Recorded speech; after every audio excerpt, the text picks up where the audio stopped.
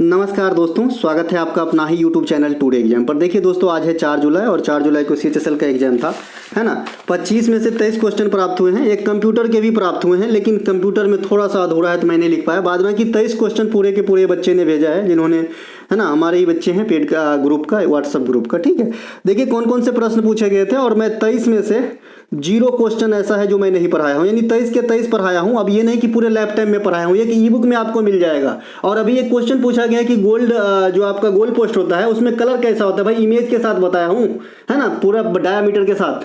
तो आपको थोड़ा सा कुक बरोक भाषा पूछा है त्रिपुरा का, है ना। ये सब क्या पूछा है, रणजी ट्रॉफी के नाम किस पे, रंजीत सिंह के नाम पे, है ना। तो ये सब जो है क्वेश्चन आते, फिर भी लोग बच्चे बोल रहे हैं कि भाई लेवल अप हो रहा है। तो थोड़ा सा यही तो सिखाने आया हूँ भाई कि जो है काम की चीज़ पढ़िए। पूरा समुद्र और भर दिन पढ़ने से क्या होगा, जो काम का ही ना है ना। तो चलिए शुरू करते हैं आज का ये वीडियो। देखिए कौन कौन से प्रश्न पूछे गए थे। जो बच्चे को एग्जाम देना है ना, एक एक फैक्ट को ध्यान से सुनेंगे। आंसर मिलाने वाले बंधु आप तेज में देख सकते हैं आंसर मिलाने के लिए। देखिए 2023 में रामसर स्थल संरक्षण के लिए कौन सी योजना आई थी। अगर आपको याद हो कि मैं मिष्टी योजना आपको पढ़ाया था, है ना, वही बजट के बाद तुरंत, क्योंकि ये बजट में घोषणा किया गया था। तो मिष्टी योजना के साथ ही मैं इस योजना को डिस्क्राइब किया था। ये रामसर स्थल के लिए है और ये मैनग्रोव वन के लिए है। ये दोनों एक जैसा जाति की योजना है और मैं एक जैसे जाति की क्वेश्चन, एक जैसे जाति के फैक्ट एक जगह देता हूँ। ठीक है भाई। तो ये वाला रामसर जो स्थल के लिए प्रोटेक्ट करने के लिए जो योजना आया है, अमृत धरोहर योजना आया है। ये रामसर स्थल क्या होता है आप सभी जानते हैं, आर्द्र भूमि होती है। और ये जैसे यूनेस्को जो है कई सारे सेक्टर के चीज को अपने अधीन लेते हैं, लेकिन ये सिर्फ आर्द्र भूमि को लेते हैं, जो आर्द्र भूमि वाला जगह होता है। और इनका मेन फोकस होता है कि वहाँ को उसे प्रोटेक्ट करके पर्यटन यात्रा या पर्यटन का जो है हब बनाना, और ताकि जो है वहाँ पे जनजीवन के लिए जो रोजगार के अवसर है वो समृद्ध हो सके या पनपे। ठीक है भैया। तो ये अमृत धरोहर योजना इसका आंसर हो जाएगा। ठीक है, ये 2023 में आया था। इनके अलावा मैनग्रोव के लिए अभी योजना याद रखिएगा, अगले शिफ्ट में हो सकता है मिष्टी योजना। ये मैनग्रोव क्या होता है आप सभी जानते हैं। ये दलदली वाला जो है आपका वन होता है ना, दलदली वाला वन होता है। भारत में मैनग्रोव का बड़ा चौड़ा क्षेत्र आप कहाँ देखोगे, तो सुंदरबन डेल्टा में देखोगे।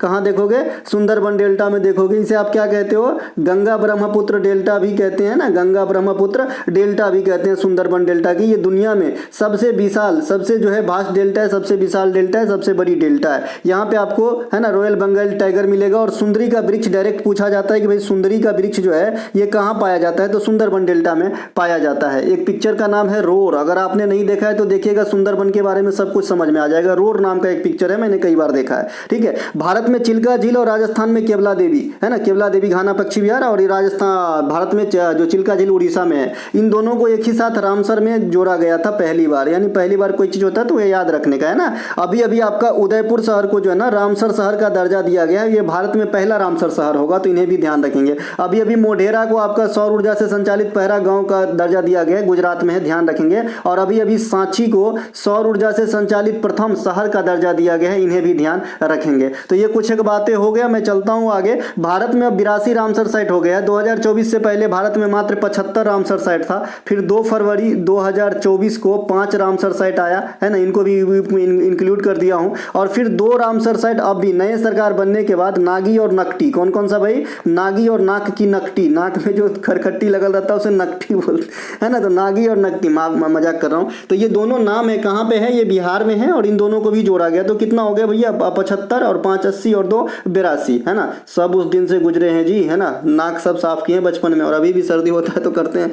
हेमिस त्योहार किस धर्म से संबंधित है ना, हेमिस त्योहार। देखिए हेमिस त्योहार जब भी मैंने बताया तो हेमिस आपका नेशनल पार्क भी बताया, और ये भी बताया कि दोनों को याद करना बड़ा आसान है क्योंकि दोनों लद्दाख में है। ठीक है। इसी प्रकार से मैं जब भी आपको आर्य समाज की ईस्वी बताया, उसी समय से मैं आपको बताया कि भाई बॉम्बे स्टॉक एक्सचेंज की स्थापना भी उसी साल हुआ 1875 में। चूंकि आर्य समाज की स्थापना भी बम्बई में और बम्बई स्टॉक एक्सचेंज भी बम्बई के दलाल स्ट्रीट में, तो इसे भी याद करना काफी ईजी है। अरे सर, मैं राष्ट्रपति की अध्यादेश 123 बताया, वहीं पे मैंने राज्यपाल का अध्यादेश 213 बताया। याद करना काफी ईजी है, 2 को 1 से हटा दो, है ना भाई। तो ये बहुत सारे चीज लिंकिंग प्रोसेस आप हमारे पास सीखोगे और थोड़े ही दिन में आप फर्क पाओगे अपने आप में। पूरे दुनिया में कहीं भी आप पढ़िए, उनका भी पढ़िए, पेट क्लास कद्दू, है ना, सब पढ़िए। लेकिन यहाँ पे जो मैं पढ़ाऊंगा ना वो भी पढ़िए, आपको ना बहुत ज्यादा फायदा करेगा भाई साहब, है ना। थोड़ा सा ईमानदारी से थोड़ा दिन पढ़िए मेरे पास, है ना। और फिर अपने में आप में फर्क देखिएगा। जो टेस्ट लगाते हैं वहां पे भी आपकी मार्क जो है बढ़ जाएंगे, उससे ही आपको अंदाजा आ जाएगा। बौद्ध धर्म से संबंधित है भाई हेमिस त्योहार जो है, बौद्ध धर्म से संबंधित बात हो गई साहब। लेकिन ये किसके याद में मनाया जाता है, तो गुरु पद्म संभव। और मैंने ये भी बताया कि इनका नाम अगर पहली बार कोई बच्चा पढ़ाकू सुनेंगे तो ऐसा लगेगा कि ये जैन धर्म का कोई है, सही साधु संत है ना, गुरु पद्म संभव, लेकिन ये बौद्ध धर्म से संबंधित है। इसी प्रकार से मैंने आपको एक बताया भाई काम्पिल मेला, ये काम्पिल मेला कहाँ पे लगता है, उत्तर प्रदेश में लगता है, याद रखेंगे काम्पिल मेला। ये काम्पिल मेला उत्तर प्रदेश में भले लगता है, लेकिन इसमें अगर धर्म आपसे पूछ दे तो जैन धर्म बताइएगा। ये जैन धर्म भले आपको लगता है कि भाई गुजरात में सबसे ज्यादा होगा, लेकिन जैन धर्म जनगणना 2011 के अनुसार सबसे अधिक लिविंग जो है ये आपका महाराष्ट्र में है। ठीक है भाई, जैन धर्म के जो प्रथम तीर्थंकर थे वो ऋषभ देव थे, आज भी आपके एग्जाम में आता है। और सबसे लास्ट या 24वें जो है भगवान महावीर हुए, है ना। इनके अलावा जैन धर्म के दो समुदाय श्वेतंबर और दिगंबर। ठीक है भैया, तो ये सब ध्यान रखेंगे। जैन धर्म में मैं चला गया था, लौट आता हूँ। अच्छा, जैन धर्म में चला गया था तो एक त्यौहार भी रख लीजिएगा। जैन धर्म का त्यौहार पर्युषण काफी पूछा जाता है। इसके अलावा आपका पारसी धर्म का पतेती और आपका नवरोज पूछा जाता है। इसके अलावा बैसाख, पोया, बौद्ध पूर्णिमा, हेमिस, ये बौद्ध धर्म का त्यौहार है, ये काफी पूछे जाते हैं। मुहर्रम, रमजान, मोहम्मद रमजान, बकरीद, ये सब आपके कहाँ पे इस्लाम धर्म के त्यौहार है, बहुत पूछे जाते हैं। और हिंदू धर्म के जो त्यौहार है उसकी आपकी महीना पूछे जाते हैं। ठीक है भैया, तो कार्तिक में आपका कौन सा, दिवाली, छठ, आश्विन में क्या, दुर्गा पूजा, चैत में चैती दुर्गा, चैत में रामनवमी, फागुन में होली, ये सब पूछे जाते हैं। ठीक है भैया, मकर संक्रांति का डेट फिक्स होता है, 14 और 15 जनवरी को फिक्स होता है। बिहू साल में 3 बार होता है। रंगोली बिहू को कैसे याद रखना है बता दिया हूं, है ना। चलते हैं अभी हम आगे। ठीक है भैया, थोड़ा सा बढ़ जाते हैं आगे। इसके अलावा देखिए जो हेमिस नेशनल पार्क है, यहाँ पे एक मुख्य आकर्षण है, क्या है भाई, स्नो लियोपर्ड, जो हिम तेंदुआ है। ये काफी ठंडा जो है ठंडा में सर्वाइव कर लेता है। हिम तेंदुआ जो है ये आप काफी ठंडा में भी सर्वाइव कर लेता है। ठीक है भाई, तो ये आपका कहाँ पे मिलेगा, आपका हेमिस नेशनल पार्क में मिलेगा। देखिए जो क्षेत्रफल के हिसाब से सबसे बड़ी नेशनल पार्क है ये तो हेमिस है, और जो क्षेत्रफल के हिसाब से सबसे छोटू नेशनल पार्क है ना, ये साउथ बटन नेशनल पार्क है। और ये कहाँ है, अंडमान एंड निकोबार द्वीप समूह में स्थित है। ठीक है, सबसे अधिक नेशनल पार्क कहाँ पे है, एमपी के अंदर है। ठीक है, और सबसे अधिक वन्य जीव अभयारण्य कहेगा तो अंडमान निकोबार के अंदर हो जाएगा। ये काफी क्वेश्चन वेरी करता है, बस लगे रहिए, सब चीज सिखा दूंगा। देखिए ये अपने ई बुक का लुक वगैरह यहाँ पे मैंने लिख दिया हो कि 80% क्वेश्चन आता है, या 80% क्या 82-84% तो फिक्स ही कर रखा है एग्जामिनर ने। यहाँ से आपको एग्जाम में क्वेश्चन आता है और आएंगे, आने वाले समय में भी आएंगे, है ना। कोई बच्चा पूछता है कि सर आने वाली आपकी कौन सी नई क्लास आने वाली है, तो मैं तो फिलहाल अभी नहीं सोचा हूँ, फिलहाल तो ये है। और जो अभी 30 सेट चल रहे हैं उसमें 12 क्लास हुई है, उसी की वजह से आपको अपडेट रखने के लिए चलाया हूँ। बाद बाकी ये फुल पैकेज है। ठीक है, कम से कम इस साल तो नहीं। ठीक है, तो बढ़िया चलेगा, आप आराम से इसे पढ़िए और अपने एग्जाम में बेस्ट करके ऑफिसर बनिए, साहब बनिए और मुझे मिठाई खिलाइए। देखिए अगर आपको ये चाहिए तो 9369 एक सेकेंड 939372693225 सरकारी स्कूल में पढ़े हैं भैया। तो ये वाले मोबाइल नंबर पे व्हाट्सएप मैसेज करना है, या डिस्क्रिप्शन में लिंक दिया गया है, तो लिंक क्लिक करके आप व्हाट्सएप मैसेज के जरिए जो है कंटेंट तक पहुंच सकते हैं। चलिए, एक प्रश्न आपसे पूछा गया है कि टेस्ट मैच में न्यूनतम ओवर दर क्या होता है। 15 ओवर प्रति घंटा आपको बॉलिंग करना होगा। अगर इससे कम करते हैं तो क्या होगा, पनिशमेंट होता है। पनिशमेंट होता है ना, पनिशमेंट, हर गलती की सजा मिलेगी और जरूर मिलेगी। देखिए एक दिवसीय क्रिकेट में अगर आपसे पूछता है कि भाई ओवर दर क्या होता है, तो 14.28 से 14.29 होता है, लेकिन इसको अपन 14.3 मान के चलेंगे, 14.3 मान के चलेंगे। ठीक है, इसमें भी अगर इससे अच्छा, अगर कोई कल होकर पूछे कि भाई 50 ओवर वाली जो एक दिवसीय क्रिकेट है वो एक पारी को कितने समय में खत्म होना चाहिए, तो 3.5 घंटे के अंदर जो है खत्म होना चाहिए। ठीक है मेरे भाई, इनके अलावा अब क्रिकेट से एक एक बात सीखेंगे, कोई भी बच्चा स्किप नहीं करेगा, है ना। जिसको आंसर मिलाना है फास्ट में करके देख सकते हैं, जो पढ़ने के पर्पज से आए एक एक चीज सुनेंगे। एक दिवसीय क्रिकेट में कोई भी गेंदबाज 10 ओवर तक बॉलिंग कर सकता है। टेस्ट क्रिकेट में कोई भी गेंदबाज लिमिटलेस बॉलिंग कर सकता है। क्या करते हैं, लिमिटलेस बॉलिंग कर सकते हैं। टेस्ट क्रिकेट और प्रथम श्रेणी के क्रिकेट में कोई भी ओवर का जो है लेखा जोखा नहीं आता है। आप चाहो तो जब 5 ओवर में आउट कर दो 10 खिलाड़ी को, कोई दिक्कत नहीं है ना। जैसे 50 ओवर का लिमिट है ना, नहीं होगा, मैं 50 तक नहीं आउट हुआ तो और खेलो, है ना। इसके अलावा T20 क्रिकेट में एक गेंदबाज 4 ओवर तक बॉलिंग कर सकता है, और अभी आपने देखा ODI क्रिकेट में एक गेंदबाज 10 ओवर तक बॉलिंग कर सकता है, और टेस्ट क्रिकेट में लिमिटलेस है, आप चाहो तो कितने भी बॉलिंग करो। टेस्ट क्रिकेट से एक क्वेश्चन और आता है, पहली बार 10 विकेट एक पारी के कौन लिए थे, तो जिम लेकर, दूसरी बार अनिल कुंबले और तीसरी बार एजाज पटेल लिए थे। कोई भी बैट्समैन कितने तरीके से आउट होंगे भैया, 10 तरीके से आउट होंगे। ये क्वेश्चन फेज में भी पूछा गया और अभी CHSL में भी पूछा गया। टेस्ट क्रिकेट में पिच की लंबाई 22 यार्ड या 20.12 मीटर होते हैं। पहला अंतर्राष्ट्रीय क्रिकेट किसके किसके बीच हुआ, यहाँ पे थोड़ा गौर फरमाएंगे साहब। देखिए पहला अंतर्राष्ट्रीय मैच कहेगा तो इस मैच का कोई भी नामाकरण नहीं है कि भाई टेस्ट हो कि वनडे हो कि T20 हो, ठीक है भैया। तो पहला अंतर्राष्ट्रीय मैच 1844 ईस्वी की बात होती है, अमेरिका और कनाडा के बीच खेली जाती है, ठीक है भैया। इसके अलावा जो पहला टेस्ट मैच है ये 1877 में ऑस्ट्रेलिया और इंग्लैंड के बीच खेली जाती है, और पहला एक दिवसीय मैच भी ऑस्ट्रेलिया और इंग्लैंड के बीच ही खेली जाती है, ये 19वीं सदी में खेली जाती है। तो क्रिकेट का जन्मदाता भले इंग्लैंड को कहा जाता हो, लेकिन अगर आपसे कल लोग पूछे कि भाई पहला अंतर्राष्ट्रीय मैच किसके किसके बीच हुआ, तो कनाडा और अमेरिका के बीच आपको आंसर करके आना है, तभी आपको 2 नंबर मिलेगा, नहीं तो आधा नंबर और कट जाएगा। इनके अलावा पहला वनडे मैच भारत का जो है 1974 में खेला गया था इंग्लैंड के खिलाफ, और इसमें भारत जो है हार हो गया था, ठीक है भैया। इनके अलावा भारत 2 बार 1983 और 2011 में वर्ल्ड कप अपने नाम कर चुके हैं 50 ओवर वाला। 1983 में कपिल देव साहब और 2011 में जो है आपके कौन थे भैया, महेंद्र सिंह धोनी साहब, ठीक है। गौतम गंभीर की वो पारी, युवराज सिंह की वो उम्दा खेलना और पूरे सीरीज में, है ना। तो ये जीत गए थे हम श्रीलंका को हरा के। देखिए भारत जो है विश्व कप की मेजबानी 1 से अधिक 4 बार कर चुके हैं, लेकिन जो फाइनली पूर्ण रूप से टोटली जो है पूरा मैच भारत में हुआ ये 2023 में जाके हो पाया है। पहली बार भारत वर्ल्ड कप की मेजबानी है ना 1987 में किए थे, उसमें पाकिस्तान में भी कुछ मैच हुए थे, ठीक है भाई। इनके अलावा T20 वर्ल्ड कप 2007 में महेंद्र सिंह धोनी की अगुवाई में हमने T20 वर्ल्ड कप का तगमा पहली बार पहना था, और 2024 में अभी अपना हिटमैन रोहित शर्मा, मुझे तो बहुत पसंद है उनकी मुस्कान, तो भाई इन्होंने जो है ट्रॉफी दिलाया है ना। देखिए एक दिवसीय क्रिकेट में सबसे लंबी व्यक्तिगत पारी भी अपने रोहित शर्मा का है, और रोहित शर्मा इंटरनेशनल क्रिकेट में 6 उड़ाने वाले, अब इसीलिए इनका नाम भी हिटमैन तो है ही है ना। तो नाम के हिसाब से कुछ काम तो होगा ना। तो इंटरनेशनल क्रिकेट में कुल मिला के सबसे अधिक छक्का मारने का रिकॉर्ड अब रोहित शर्मा के नाम है। एक दिवसीय क्रिकेट में सबसे कम बॉल में दोहरा शतक मारने का रिकॉर्ड अब ईशान किशन के नाम है, 126 बॉल। पहले यह रिकॉर्ड 138 बॉल पे क्रिस गेल ने बनाया था, क्रिस गेल ही बनाया था, सही बात है भाई। भारत में के लिए पहला टेस्ट शतक लाला अमरनाथ ने लगाया था, पहला ODI शतक कपिल देव ने, और पहला T20 अंतर्राष्ट्रीय शतक सुरेश रैना साहब ने लगाया था। 12,000 T20 रन तक पहुंचने वाले सबसे तेज भारतीय विराट कोहली है, प्रथम भी है, और 13,000 एक दिवसीय सबसे तेज मारने वाले भारतीय विराट कोहली है। 50 इंटरनेशनल एक दिवसीय शतक लगाने वाले विराट कोहली है। ICC 2023 में ODI cricketer of the year Virat Kohli है ना। अभी जो गोल्डन बैट के विनर वर्ल्ड कप 2023 में विराट कोहली है। IPL 2024 में है ना ऑरेंज कैप कौन है, विराट कोहली है। तो जितना बड़ा नाम है विराट, उतना ही इनके नाम से क्वेश्चन है विराट, ठीक है भाई। चलते हैं आगे। ICC में चुने गए सर्वश्रेष्ठ जो पुरुष खिलाड़ी होते हैं उसे गारफील्ड अवार्ड मिलता है। अभी गारफील्ड अवार्ड के करंट होल्डर, अगर इस लैंग्वेज में क्वेश्चन पूछे तो क्या आंसर मारोगे, पैट कमिंस, क्योंकि 2023 के लिए सर्वश्रेष्ठ cricketer of the year ICC ने पैट कमिंस को चुना है, जो SRH के कप्तानी भी किए थे IPL में, है ना। इनके अलावा जो सर्वश्रेष्ठ महिला के अवार्ड है उसे रिचेल फ्लैंट अवार्ड दिया जाता है, जो स्केबर ब्रेंट को मिला है ना।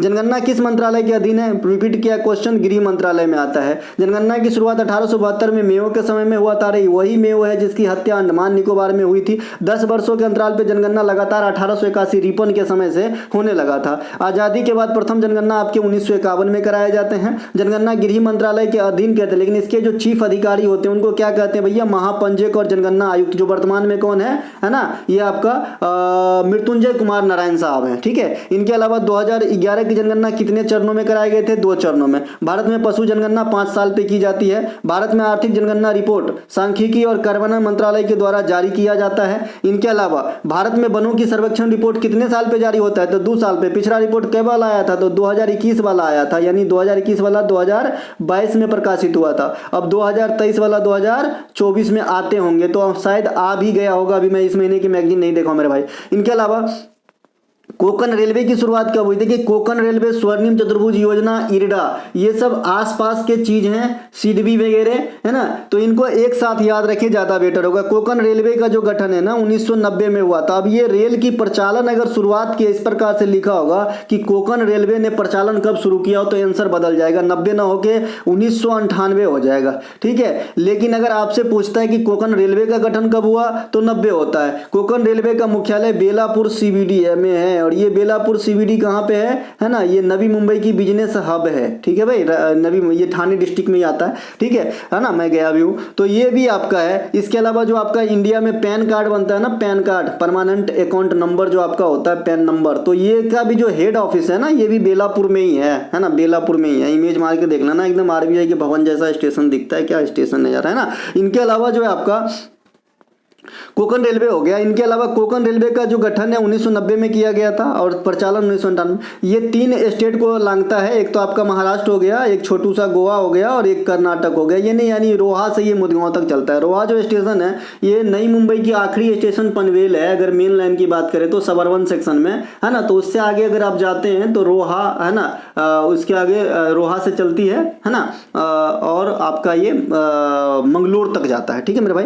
इसके अलावा संबंधित राज्य बता ही दिए, 3 गो राज्य है। इसके अलावा मेट्रो सबसे पहले इंडिया में कोलकाता में चला था। अंडर वाटर मेट्रो अभी भी चर्चा में है, अभी अभी उद्घाटन हुआ है, कोलकाता में ही हुआ है। भारत में रेलवे की शुरुआत 1853 में डलहौजी के समय में, है ना, 34 वर्ष के जो है आपका माफ कीजिएगा 34 किलोमीटर की दूरी जो है तय किया था आपका, तो ध्यान रखेंगे। स्वर्णिम चतुर्भुज योजना की शुरुआत 1999 में हुई थी अटल बिहारी वाजपेयी साहब के काल में, और ये 4 महानगरों को जोड़ने वाली योजना है और इसकी टोटल लंबाई 5846 किलोमीटर है। भारत में वंदे भारत एक्सप्रेस की शुरुआत 2019 में हुई थी और यह गाड़ी पहली वाली जो है दिल्ली से बनारस के लिए रवाना हुई थी। परमाणु ऊर्जा आयोग के वर्तमान अध्यक्ष कौन है? अजीत कुमार मोहंती साहब। आज पहली बार जो है करंट होल्डर पूछा है। हाँ, इससे पहले भी तो पूछा है। मैं बता दूं क्या पूछा था कि 2022 में कोई ऐसा कौन से पद पे बैठे थे, इरडा का ही पूछा था, राइट, है ना। परमाणु ऊर्जा आयोग का जो गठन है 1948 में हुआ था। संस्थापक में होमी जागीर भाभा, इसीलिए इसे भारत में परमाणु कार्यक्रम का जनक भी कहा जाता है। इनके अलावा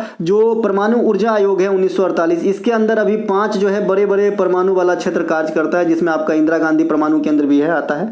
परमाणु ऊर्जा विभाग की स्थापना 1954 में किया गया था। ये दोनों एक अलग अलग चीज है। आयोग कहेगा तो 48, विभाग कहेगा तो 1954, हालांकि बाद में मर्ज करने की बात आई थी। 1969 में इसरो की स्थापना होती है। ये पंचवर्षीय योजना से रिलेट करता है एग्जामिनर, तो चौथी बता दीजिएगा। और इसरो की जो है ना मुख्यालय बेंगलुरु में है। वर्तमान में जो हेड है ना एस सोमनाथ साहब है, और वर्तमान लेटेस्ट परियोजना जो है गगनयान मिशन है, जो मानव सहित परियोजना है इसरो का पहला, याद रखिएगा, मानव सहित परियोजना है ये, है ना, मानव सहित। एगो मानव रहित होता है ना। जैसे मैंने अपने बचपन की कहानी आपसे शेयर किया ही था। एक बार मैं बाराती जा रहा था, पेट्रोल पंप पे पेट्रोल वाले जो डब्बा रहता है उस पर क्या लिखा रहता, शीशा रहित पेट्रोल। तो मेरे मन में क्या है, इसमें शीशा मिला रहता है। रहित माने रहना, उससे मैं, लेकिन इसका जल्द उल्टा आता है, रहित माने ना होना। ठीक है। इसके अलावा डीआरडीओ की स्थापना 1958 में हुआ था। इसका मुख्यालय दिल्ली में है और समीर बी कामत साहब इनके हेड हैं। जी सतीश रेड्डी साहब का स्थान लिए थे 2022 के अंदर। इरडा बीमा क्षेत्र में काम करता है, 1999 में स्थापित हुआ था। हैदराबाद में मुख्यालय है। वर्तमान अध्यक्ष देवाशीष पांडा साहब है। एसबीआई में की स्थापना 1955 में हुई थी। वर्तमान अध्यक्ष दिनेश कुमार खारा है। और ये इंपीरियल बैंक ऑफ इंडिया, जिसकी गठन 1921 के अंदर किया गया था, उन्हीं का बदला हुआ नाम एसबीआई है। और ये देश के सार्वजनिक क्षेत्र के सबसे बड़े बैंक है। यूपी, अच्छा, ब्रांड एम्बेसडर भी ध्यान रखिएगा भाई, इसका ब्रांड एम्बेसडर अपना माही भाई है, महेंद्र सिंह धोनी, है ना। यूपीएससी के वर्तमान अध्यक्ष कौन है? डॉक्टर मनोज सोनी है। यूपीएससी की भारत में शुरुआत की बात करेंगे 1926 लोक सेवा आयोग की। इसके अलावा भारत में लोक सेवा आयोग का जनक किसे कहा जाता है? अंग्रेज का नाम दीजिएगा, कमेंट कीजिएगा। यूजीसी के वर्तमान अध्यक्ष कौन है? एम जगदीश कुमार। भारतीय ओलंपिक कमेटी के वर्तमान और प्रथम महिला अध्यक्ष पीटी उषा मैडम है। चलते हैं आगे। गिद्धा लोक नृत्य का संबंध किस राज्य से है? तो ये पंजाब से है। गिद्धा सिर्फ महिलाओं के द्वारा की जाती है, भांगड़ा सिर्फ पुरुष के द्वारा, ये दोनों पंजाब में होता है। फुलकारी चित्रकला का संबंध भी पंजाब से है। गतका मार्शल आर्ट का संबंध भी पंजाब से है। तो ये पंजाब की 4 बातें और अपने पॉकेट में रख लें।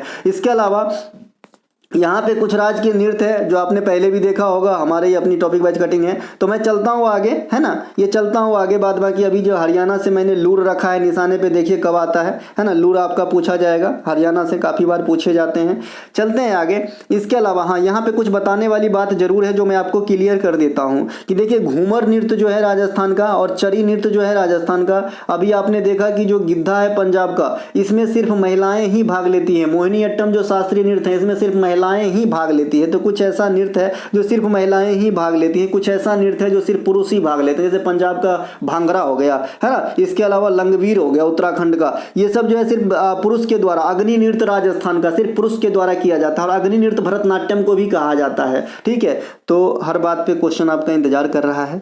शिव प्रताप शुक्ला किस राज्य के राज्यपाल हैं? हिमाचल प्रदेश के। ये राज्यपाल वाली सीट हमने पहले दिन ही आपको दे दिया था। आशा करते हैं कि अच्छे से 10-12 को है आराम से याद कर लीजिएगा, क्योंकि जो चीज़ चर्चे में है वही पूछा जाएगा। हिमाचल प्रदेश क्यों पूछा गया बताइएगा कोई? हिमाचल प्रदेश इसलिए पूछा गया क्योंकि वहाँ पे केंद्र जो है कांग्रेस शासित शासन है, ठीक है। इसके अलावा मैंने ये भी बताया है कि जब भी कोई भी गांधी के नाम से योजना आएगा तो वो योजना आपके एग्जाम के लिए इंपॉर्टेंट हो जाएगा, क्योंकि इस देश में दो बड़े पार्टी, एक बीजेपी एक कांग्रेस। बीजेपी सत्ता में है, विपक्ष में कांग्रेस है, तो ये दोनों पार्टी की बात जो भी कोई नया होगा आपके एग्जाम में आएंगे, खास करके कांग्रेस के। इसके अलावा अभी असम की क्यों चर्चा में रहा? असम में जो मुख्यमंत्री हेमंत बिस्व शर्मा साहब है, काफी अच्छे काम भी किए, और अभी तो एक ऐसा योजना उन्होंने लगाया कि भाई जो माता पिता को रक्षा नहीं करता ना, उनका मतलब पेमेंट से ही राशि उनको मतलब उन पेरेंट्स को दिया जाएगा। तो कुछ ही करते रहते हैं, चर्च में आएंगे तो इसीलिए आपके एग्जाम में आ जाता है। इसके अलावा सुखविंदर सिंह सुक्खू जो है यहाँ के मुख्यमंत्री है।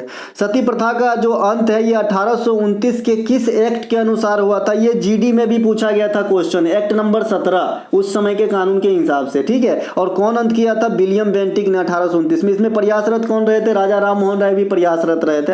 राजा राम मोहन राय को आधुनिक भारत का पिता भी कहते हैं, और राजा राम मोहन राय संवाद कौमुदी नामक पुस्तक भी लिखे हैं, आधुनिक भारत के अग्रदूत भी हैं। इसके अलावा एक प्रश्न आपसे पूछा गया था कि निम्नलिखित में से कौन से एक मौलिक अधिकार नहीं है? देखिए मौलिक अधिकार नहीं है, ये आर्टिकल 44 आपके ऑप्शन में दिया गया था, अन्य आर्टिकल भी दिए गए थे। तो 44 मौलिक अधिकार है कि डीपीएसपी है, तो ये डीपीएसपी में जाएगा। और इस 44 का क्या मीनिंग है भाई? समान नागरिक संहिता है, और उत्तराखंड पहला राज्य बना है समान नागरिक संहिता लगाने वाला। बाद बाकी गोवा में ये लगा रहता है समान नागरिक संहिता। डीपीएसपी के आर्टिकल की बात कर ले, 40 ग्राम पंचायत है, 39 का ये समान विधिक एवं निःशुल्क न्याय है, 39 का डी की बात कर ले तो समान काम के लिए समान वेतन है, 42 की बात कर ले प्रसूति सहायता है, 44 की बात अभी हो ही गई, 45 की बात कर ले शिक्षा है, 48 की बात कर ले वन्यजीव संरक्षण है, 49 की बात कर ले सार्वजनिक हित के स्थलों की प्रोटेक्शन है, 50 की बात कर ले कार्यपालिका से न्यायपालिका को पृथक्करण है, 51 की बात कर ले अंतर्राष्ट्रीय शांति और सुरक्षा को बढ़ावा देना है, आयरलैंड के संविधान से लिया गया है, 36 से 51 के बीच में वर्णित है। अब बताइए ना, इसके ज्यादा ऑपरेशन क्या ही करूं मैं क्वेश्चंस का, ठीक है भाई। अब आपको थोड़ा तो ध्यान देना होगा ना, है ना। देखिए ये सीट आपने कई बार देखे होंगे, मौलिक कर्तव्य जो 11 है वो 11 को मैं कुछ इस प्रकार से लिखा हूं, है ना। और नीचे एक लोगो भी देख रहे होंगे, ठीक है भाई, टुडे एग्जाम का, ठीक है भैया। तो ये जो है आप आराम से 1-2 कर लीजिएगा, क्योंकि कल 51 के 1 का ई पूछ दिया था, तो कोई भरोसा नहीं एग्जामिनर का, है ना। और मैंने याद करने के तरीके भी आपको बताए हैं कि पहला और आखिरी तो याद करना ही नहीं है। हमारे लिए सबसे बड़ा क्या है? हमारा राष्ट्रीय गान, राष्ट्रीय ध्वज, राष्ट्रीय गीत, है ना। ये हमारे लिए सब सर्वोपरि है ना, सर्वोपरि। कोई भी राष्ट्रहित के काम स्टार्ट करने में हम सबसे पहले इन्हें याद करते हैं, तो इन्हें सबसे पहले याद कर लेंगे। तो ये तो ऐसे ही याद है कि 51 की 1 के ए में है, ये परम कर्तव्य है हम नागरिकों का। इसके अलावा लास्ट वाला भी याद नहीं करना है, क्योंकि आपको पता है कि ये बाद में जोड़ा गया, शुरू में 10 को जोड़ा गया था, 11वां जो आया हो तो बाद में आया होगा, तो बाद में क्या है? शिक्षा वाला है, तो ये 2 तो ऐसे ही याद हो जाता है। और भी याद करने की मैंने कई तरीके बता दिए हैं, बाद बाकी आप देखेंगे। इसके अलावा स्वर्णिम समिति ने कितने प्रकार के मौलिक कर्तव्य सुझाए थे? तो 8 प्रकार के। जुड़ा कितना? 10 प्रकार का। 11वां कब आया? 2002 में 86वां संविधान संशोधन, 86 कीजिएगा, ये 66 लिखा गया है, 86 कीजिएगा, मैं करेक्शन करके दूंगा दादा। लव एवं रक्त की नीति किस शासक ने अपनाई थी? कितना बार पूछोगे भैया, अब तो कुछ तो करो। बलबन, है ना। बलबन ने सिजदा और पेबोस की प्रथा चलाए थे, और ये किस धर्म को फॉलो करते हैं? ईरानी या पारसियन धर्म की प्रथा है ना, चुमना पड़ता था पैर। इसके अलावा पारसी धर्म की प्रमुख त्योहार जो है नवरोज है ना। इनकी शुभारंभ किसने करवाया था? बलबन ने। और बलबन जो है ना, ये एक योग्य शासक में काउंट होते हैं, गुलाम वंश, ममलूक वंश या इलवारी वंश के। गुलाम वंश के जो एक शासक हुए इल्तुतमिश, उसे गुलाम वंश का वास्तविक फाउंडर कहा जाता है। हालांकि गुलाम वंश के फाउंडर कौन है? कुतुबुद्दीन ऐबक है। ऐबक को लाख बख्श कहा जाता है, और ऐबक जो है 2.5 दिन का झोपड़ा भी बनवाए थे, और कुतुब मीनार का नींव भी रखे थे, है ना। इनकी मृत्यु भी पूछा जाता है, घोड़ा से गिर के हुआ था, चौगान खेल रहे थे जनाब उस समय, ठीक है। इनके अलावा जो इल्तुतमिश है, जो इल्तुतमिश से एक क्वेश्चन आता है कि भाई इल्तुतमिश ने जो टका चलाया था और जो आपका है ना जो जीतल चलाया था, तो जीतल, शीतल नहीं है, ये जीतल है, तो जीतल चलाया था वो तांबा का था, और टका जो आज बांग्लादेश की मुद्रा भी है सेम नाम से, तो ये था आपका सिल्वर का। तो ये ध्यान रखेंगे। और जो रजिया है, जो इंडिया की पहली महिला शासिका बनी, इल्तुतमिश की पुत्री थी, यानी रजिया इल्तुतमिश की पुत्री हुई, तो रजिया का पापा कौन हुए? इल्तुतमिश। इसके अलावा लौह स्तंभ का संबंध चंद्रगुप्त द्वितीय होती है यानी विक्रमादित्य से, और इन्हीं विक्रमादित्य के काल में जो यात्री आए थे उनका नाम होता है दादा फहियान। हर्षवर्धन के काल में हेनसांग, है ना। इनके अलावा 2016 के बजट में कौन माफ कीजिएगा जो विमुद्रीकरण हुआ था, है ना, उसमें कौन कौन से नोट बंद हुए थे, तो सबको याद होगा 500 और 1000, 500 और 1000। बाद में ये सियासी रूप ले लिए 1000, 500 और 1000। आज भी जो है डर लगता है कि, है ना, अपन जो है मजाक भी कर लेते हैं इस बात से, है ना, कि भाई कल से जो ये नोट बंद, है ना, बात बात में बोलते हैं ना, क्योंकि एक प्रधानमंत्री के बाद से ये सब हो गया था इंडिया में, है ना, होता भी है भाई ऐसे ही। तो ये आपको सबको याद होगा, ये तो 2 नंबर फ्री के दे गए आपको, है ना।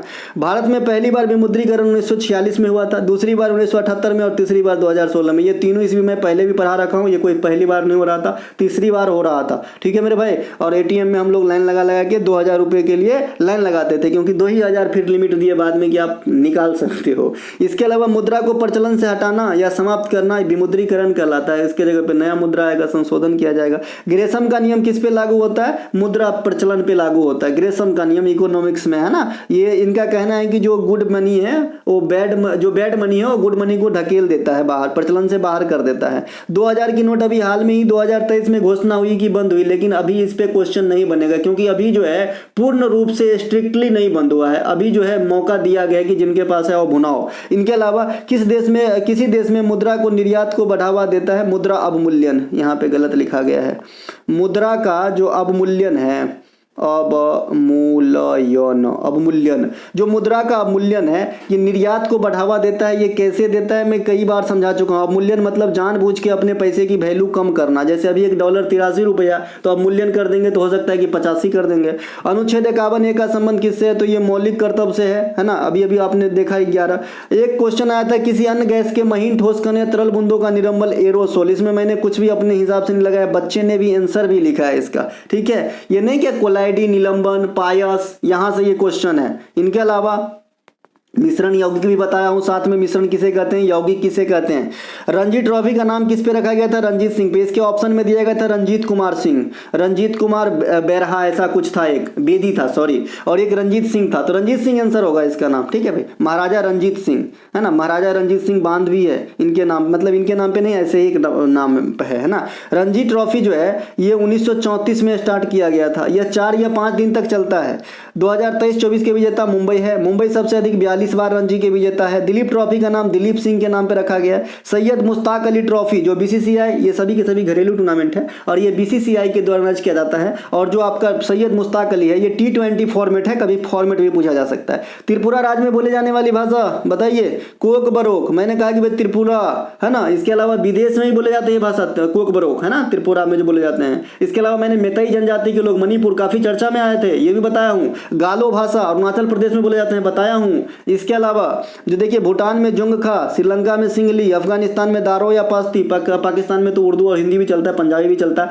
इसके अलावा आप आ जाएंगे श्रीलंका में, चाइना में मंदारिन या चाइनीज। इसके अलावा मालदीव में दिवेही, है ना। तो ये सब अपनी पड़ोसी की भाषा भी याद रखना है भाई। बांग्लादेश में बांग्ला, ये ना। एशियाई शेर का घर कौन सा पूछा है तो गिर हो जाएगा। गिर राष्ट्रीय गुजरात में है। भारत में धौलावीरा और हड़प्पा, ये दोनों जो है धौलावीरा और लोथल, हड़प्पा कालीन स्थल है, गुजरात में है। हड़प्पा कालीन स्थल एकमात्र धौलावीरा है जो 3 भागों में विभक्त है, याद रखिएगा ये पॉइंट, है ना, जिसे यूनेस्को में भी शामिल किया गया। अब तक सिर्फ एकमात्र हड़प्पा कालीन स्थल धौलावीरा है जो यूनेस्को में है, बाद बाकी कोई नहीं है। इसके अलावा धौलावीरा में ही मैदान की साक्ष्य प्राप्त हुई है। काठियावाड़ी प्रायद्वीप ये भी धौलावीरा में है, इन्हें भी ध्यान रखेंगे। इनके अलावा सूर्य से निकटतम दूसरा तारा पूछा है आपका, तो प्रैक्सिमा सेंचुरी। कौन है भैया? प्रैक्सिमा सेंचुरी। ये सूर्य से निकटतम दूसरी तारा है, क्योंकि मैं पृथ्वी के निकटतम दूसरी तारा है, क्योंकि मैंने आपको बताया भाई सूर्य भी एक तारा ही है। सूर्य क्या है? एक स्टार है, एक स्टार है। और सूर्य के जो सूर्य की जो प्रकाश है, उससे प्रकाश से अगर किसी तारे का प्रकाश कम हो जाता है तो क्या हो जाता है? श्वेत बामन हो जाता है। क्या हो जाता है? बामन रूप धारण कर लेता है और अंतिम अवस्था होता है, जैसे बुढ़ापा वैसा,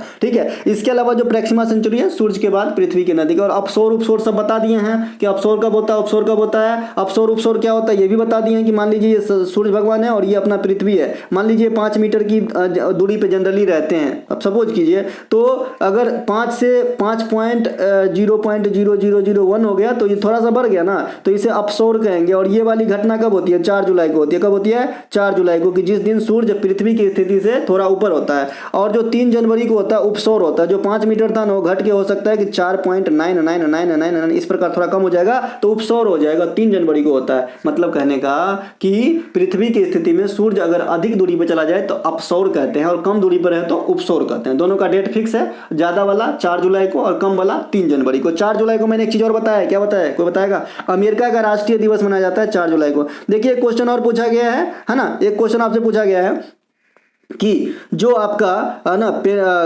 गोल पोस्ट होता है ना फीफा में, गोल पोस्ट है ना, गोल पोस्ट, तो ये गोल पोस्ट का कलर क्या है? पिछले वाला पीडीएफ में देखिएगा कलर भी हरा कलर से ही बना के दिया गया है ना, कलर भी हरा कलर से ही बना के दिया है। गोल पोस्ट के बीच की गहराई बताए हैं 2.44 मीटर और दो गोल पोस्ट के बीच की जो दूरी होती है वो कितना होता है? इसका तिगुना 7.32 मीटर। ठीक है, 8 और 24 कर लेंगे अगर कन्वर्ट करेंगे इसको तो। ठीक है, और फीफा में सब बात बताई दी। मुख्यालय ज्यूरिख में, पहला 1930 में हुआ था, जीता था उरुग्वे में हुआ था, पिछला आपका अर्जेंटीना में हुआ था, फ्रांस कतर में हुआ था, अर्जेंटीना जीता था पिछला 2022 वाला। अगला 26 में अमेरिका मैक्सिको कनाडा में होगी। 2023 में महिला वाला ऑस्ट्रेलिया और न्यूजीलैंड में हुआ था, विजेता रहा था आपका स्पेन। अंडर 20 फीफा 2023 भी आपका अर्जेंटीना में हुआ था, विजेता रहा था उरुग्वे, पहली बार अंडर 20 का बना था। तो ये था भैया आज का एनालिसिस। अच्छा लगता हो तो लाइक करें और अगर आपको हमारा कंटेंट चाहिए डिस्क्रिप्शन में लिंक है, आप ले सकते हैं। हम मिलेंगे अगले वीडियो में, तब तक के लिए जय हिंद। नमस्कार दोस्तों, स्वागत है आपका अपना ही YouTube चैनल टुडे एग्जाम पर। दोस्तों आज है आपका 4 जुलाई 2024 और आज जो है CHSL का एग्जाम है।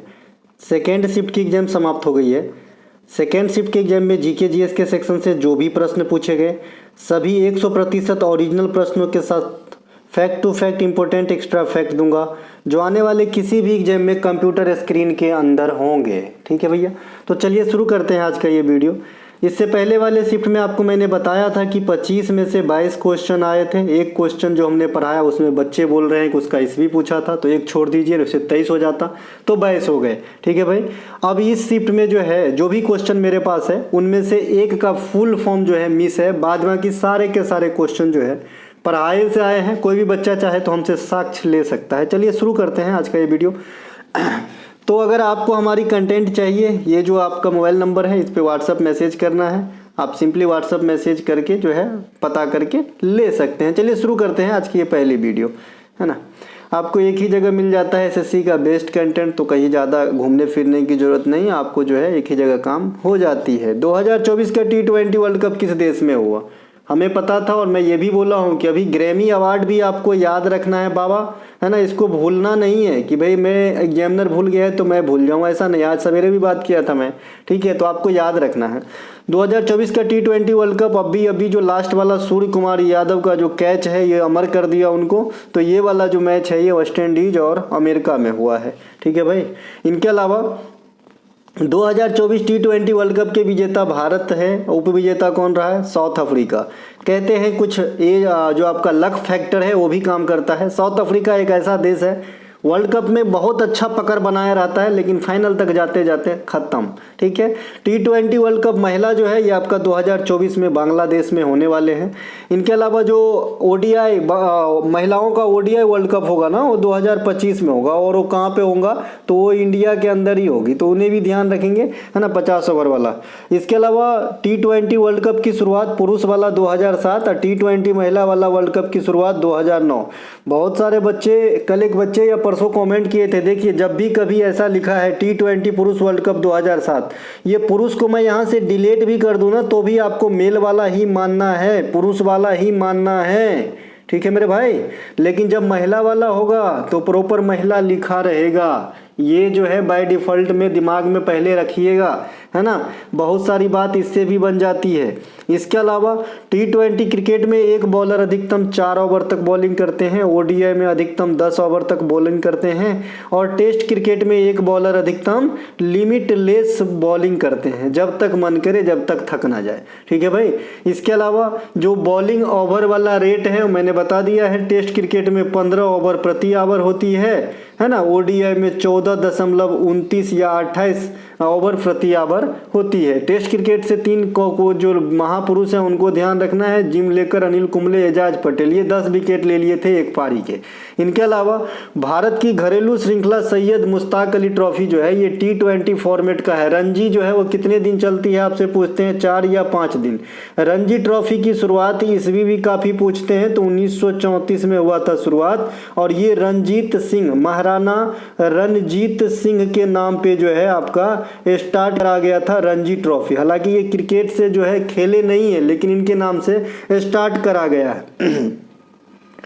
2024 में जो पेरिस ओलंपिक होंगे ये ग्रीष्मकालीन बाली और ग्रीष्मकालीन पैरा भी, क्योंकि ओलंपिक भी कई प्रकार के होते हैं। एक मेन वाला जिसे आप ग्रीष्मकालीन ओलंपिक कहते हैं, एक ग्रीष्मकालीन तो होते हैं लेकिन उसमें डिजेबल्ड यानी पैरा ओलंपिक होता है, एक शीतकालीन होता है और एक शीतकालीन पैरा भी होता है, एक युवा ओलंपिक भी होता है। ठीक है भाई, तो जो पैरा होगा और ग्रीष्मकालीन ये आपका होगा कहाँ पे, 24 के अंदर पेरिस में, 28 के अंदर लॉस एंजल्स में, और आपका उसके 4 साल के बाद 32 में आपका होगा कहाँ पे, ब्रिस्बेन के अंदर।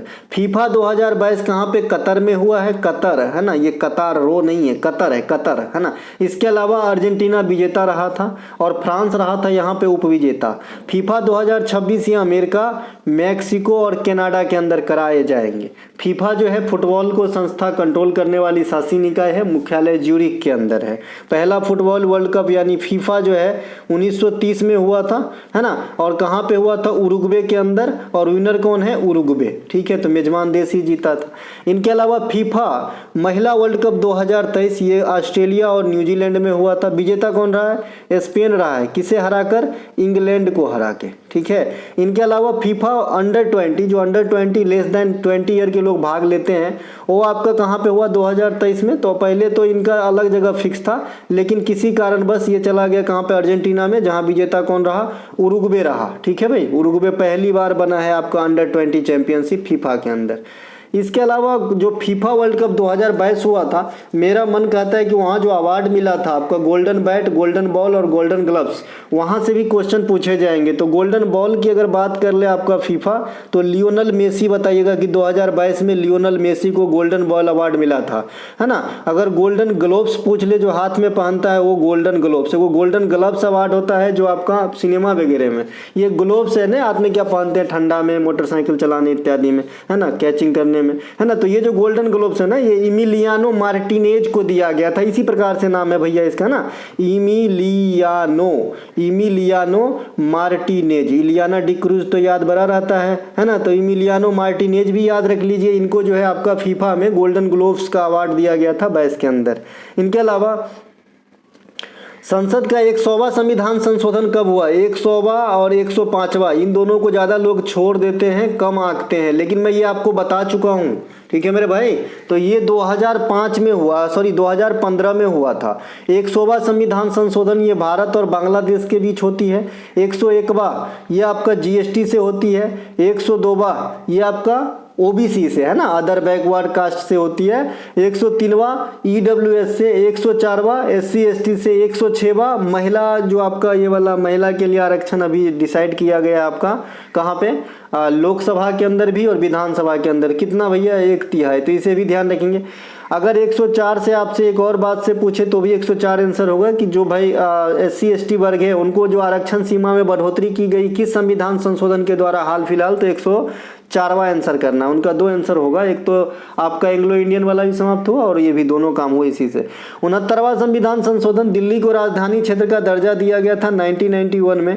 इसके अलावा 61वां संविधान संशोधन, मतदान की उम्र सीमा जो है पहले 21 वर्ष था, इसको जो है डिक्रीज करके 18 वर्ष कर दिया गया। 52वां संविधान संशोधन ये दल बदल से संबंधित है। 42वां संविधान संशोधन 1976 में, इससे काफ़ी कुछ एक चीज़ होता है, जैसे आपका संसद का कार्यकाल बढ़ा दिया गया है, मौलिक कर्तव्य को जोड़ा गया था, है ना, तो इसे मिनी संविधान या लघु कॉन्स्टिट्यूशन भी कहा जाता है। 66वां संविधान संशोधन 2002, इसके तहत जो है आर्टिकल 21 के ए में 6 से 14 वर्ष तक के बच्चों को निःशुल्क शिक्षा लेने का परिधान उन बच्चों का फंडामेंटल राइट होगा, और इसी के तहत 51 के ए के 11 में, है ना, पेरेंट्स के लिए बच्चों को शिक्षा दिलाना फंडामेंटल ड्यूटीज होगा। तो ये दोनों बात आया आपका कहाँ से, 66वां वाला से। 44वां संविधान संशोधन में क्या हुआ था भाई, तो 7 को पहले मौलिक अधिकार हुआ करता था, है ना, तो जिसमें आपका संपत्ति के अधिकार को जो है हटा दिया गया। तब से लेकर अब तक जो है 3 और 3 6 मौलिक अधिकार है। समानता का अधिकार, स्वतंत्रता का अधिकार, शोषण के विरुद्ध अधिकार, धार्मिक स्वतंत्रता, अल्पसंख्यक और संवैधानिक उपचारों के अधिकार। ठीक है, मौलिक अधिकार को भारतीय संविधान का मैग्ना कार्टा कहा जाता है। ये आपका आर्टिकल 12 से 35 के बीच में वर्णित है और इसे आप भाग 3 में रखते हो। ठीक है, और ये आप यूएसए संविधान से लेते हो, है ना, ये आपका चेंजेबल है ना, चेंजेबल है। चलते हैं आगे। इसके अलावा ये है भाई अपनी जो ई बुक है उसके जो है एक बच्चा जिनका नाम क्या नाम है मैं अभी भूल गया, है ना, जो है वैभव नाम है यार, है ना, वैसे ही कुछ नाम है। इन्होंने फ्री में बना दिया है, मुझे तो ये सब आता नहीं, बहुत पसंद आया इसीलिए इसमें रख लिया हूँ। बाद बाकी आप लोगों को बता दूँ, एसएससी का एग्जाम देते हो या एसएससी के पैटर्न टीसीएस द्वारा निर्मित एग्जाम देते हैं, आप इस किताब को लीजिए जो अभी सॉफ्ट फॉर्मेट में है, पढ़िए और जो है अपना जो लक्ष्य है वहाँ तक पहुँचिए। महिला हैमर थ्रो का वजन कितना होता है? 4 केजी। इस क्वेश्चन को कैसे याद करवाया था, क्योंकि ये पहले भी पूछा गया था, तो याद कराने के लिए मैंने बताया भाई कि शॉर्ट पुट वाली आंकड़ा ही हैमर थ्रो में आप यूज करेंगे। हैमर थ्रो आपने देखा होगा, एक इस प्रकार से हैमर रहता है, इसके अंदर एक रस्सी रहती है, रस्सी की भी अपनी डाया होती है और ये रस्सी पकड़ के घूम के ना फेंकना होता है। ठीक है, एक सर्किल में खड़ा होके, सर्किल से बाहर आपका टांग नहीं होना चाहिए। जैसे शॉर्ट पुट खेलने, दरोगा का दौर कोई दौड़ा है क्या? तो दौड़ा है तो बेहतर जानता होगा, मैं खुद दौड़ा हूँ और छट गया हूँ। ठीक है भाई, तो जो है हमको पता है शॉर्ट पुट क्या होता है। फेंक तो दिए थे लेकिन जो है हम ऊंचाई वाला जो कूद होता है वो हम नहीं कूद पाए थे। ठीक है, महिला हैमर थ्रो वजन कितना है? 4 केजी, है ना, लेकिन अगर मन में कुछ रहे ना तो हो जाता है, मैंने उतना ध्यान ही नहीं दिया है ना, तो इसीलिए नहीं हुआ। कोई बात नहीं, प्रभु को कुछ और ही मंजूर है।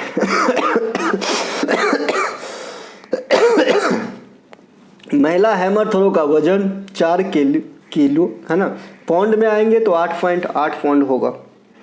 पुरुष हैमर थ्रो की वजन ना 16 पाउंड और अगर आप केजी में वेट करेंगे तो 7.26। सेम चीज़ आप शॉर्ट पुट में चले जाओगे, सेम आंकड़ा होता है। महिला वॉलीबॉल और पुरुष वॉलीबॉल में नेट की ऊंचाई अलग अलग पूछा करता है, तो 2.24 मीटर महिला के लिए है और 2.43 मीटर जो है आपके पुरुष के लिए है इस नेट की ऊंचाई।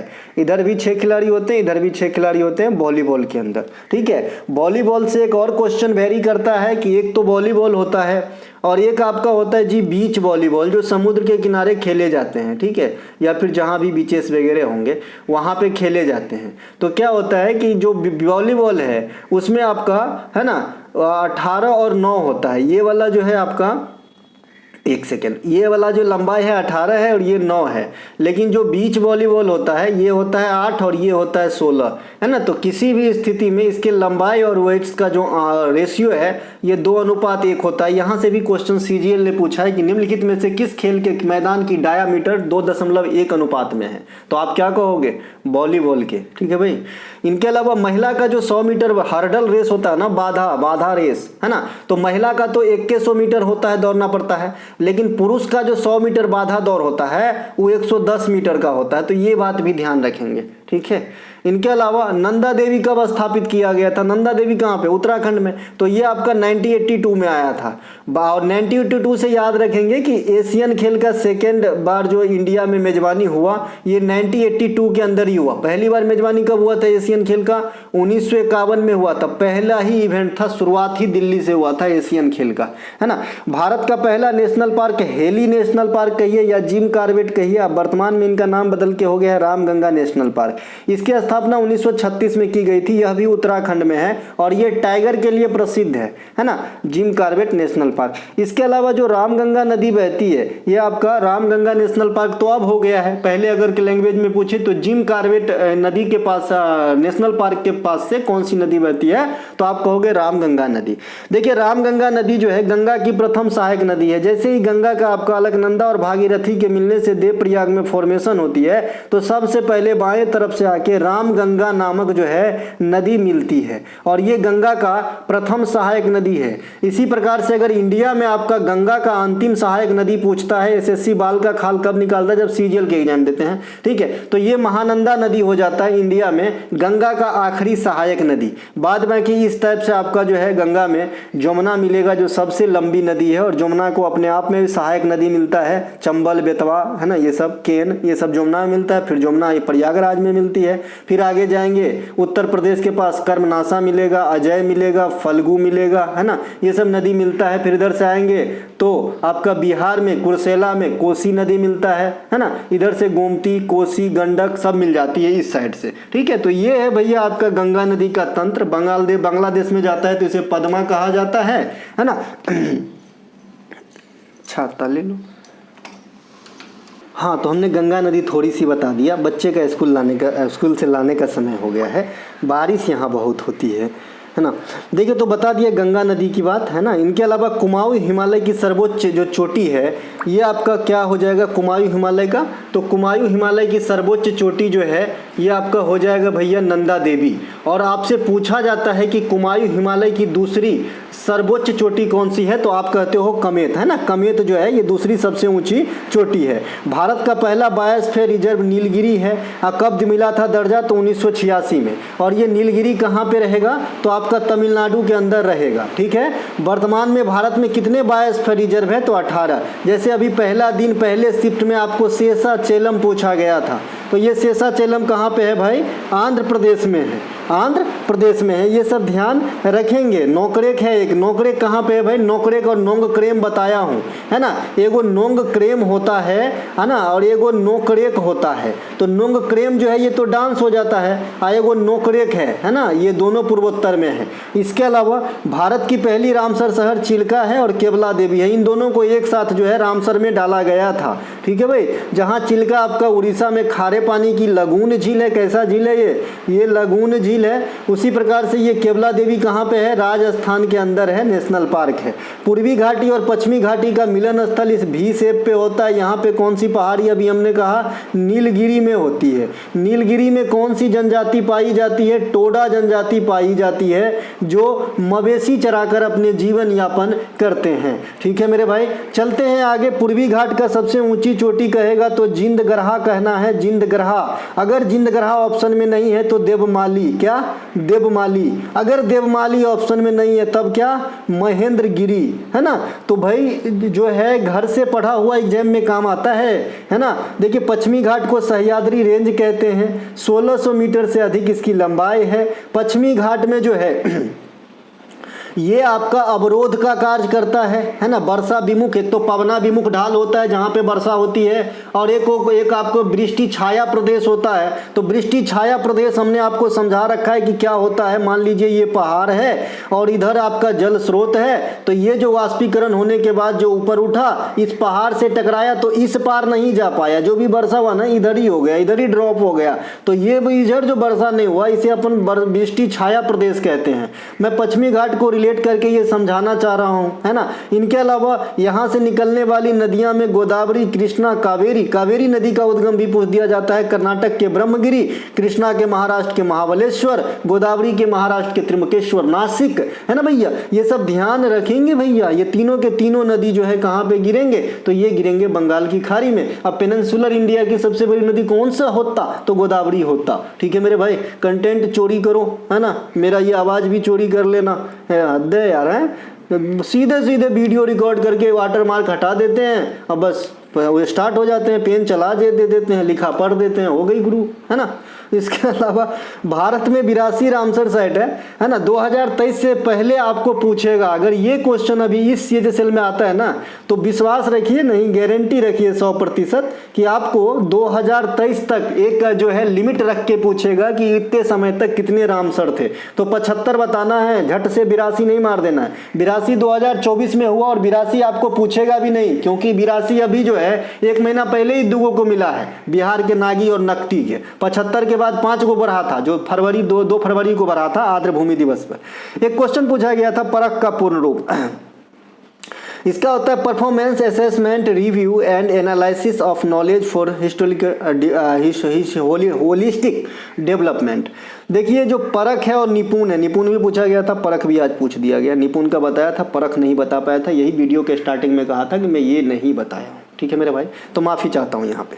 तो निपुण जो है इसका बताया ही था। और इसमें क्या होता है कि जो छोटे बच्चे होते हैं ना उनकी एबिलिटी डेवलप करना, इसमें एज फैक्टर क्या रखा गया था बच्चे का, 3 से 9 वर्ष। इसे याद रखिएगा, ये सीजीएल के लिए संभाल के रखिए। निपुण कार्यक्रम में बच्चे की एज फैक्टर क्या है, 3 से 9। इसमें जो है मानसिक एबिलिटी, सोचने की क्षमता और कैलकुलेशन की स्किल डेवलप करने के लिए एक कार्यक्रम है। और किस चीज़ का कार्यक्रम है, तो नेप का कार्यक्रम है। नेप मतलब क्या होता है, रोना। गाँव घर में जो नेप ढारते हैं ना, बोलते हैं अरे नेप ढार रहा है, मतलब रो रहा है बच्चे की तरह, ठीक है। तो नेप मतलब वो नेप नहीं है, यहाँ पे नेप है न्यू एजुकेशन पॉलिसी, ये इसी का भाग है। ये दोनों के दोनों आपका जो है परख और निपुण। मुद्रा का फुल फॉर्म पूछता है, ये मुद्रा योजना 2015 में आया था। 3 कैडर में लोन देता है, मैक्सिमम मिनिमम 5,000, मैक्सिमम जो है ये आपका 10 लाख रुपया तक देते हैं। और ये वित्त मंत्रालय के अधीन कार्यरत है ना। तो इसमें फुल फॉर्म होता है macro units development and refinance agency.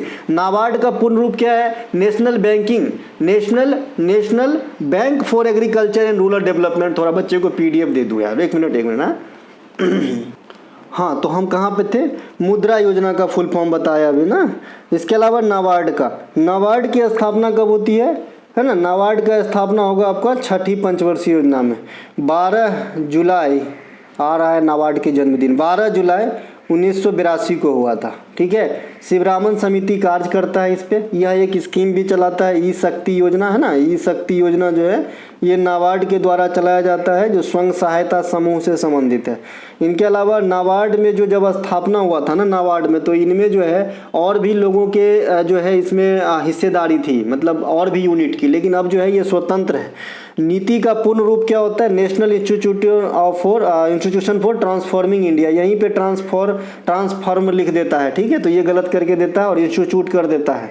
IVF का पूर्ण रूप क्या होता है, इन वेट्रो फर्टिलाइजेशन।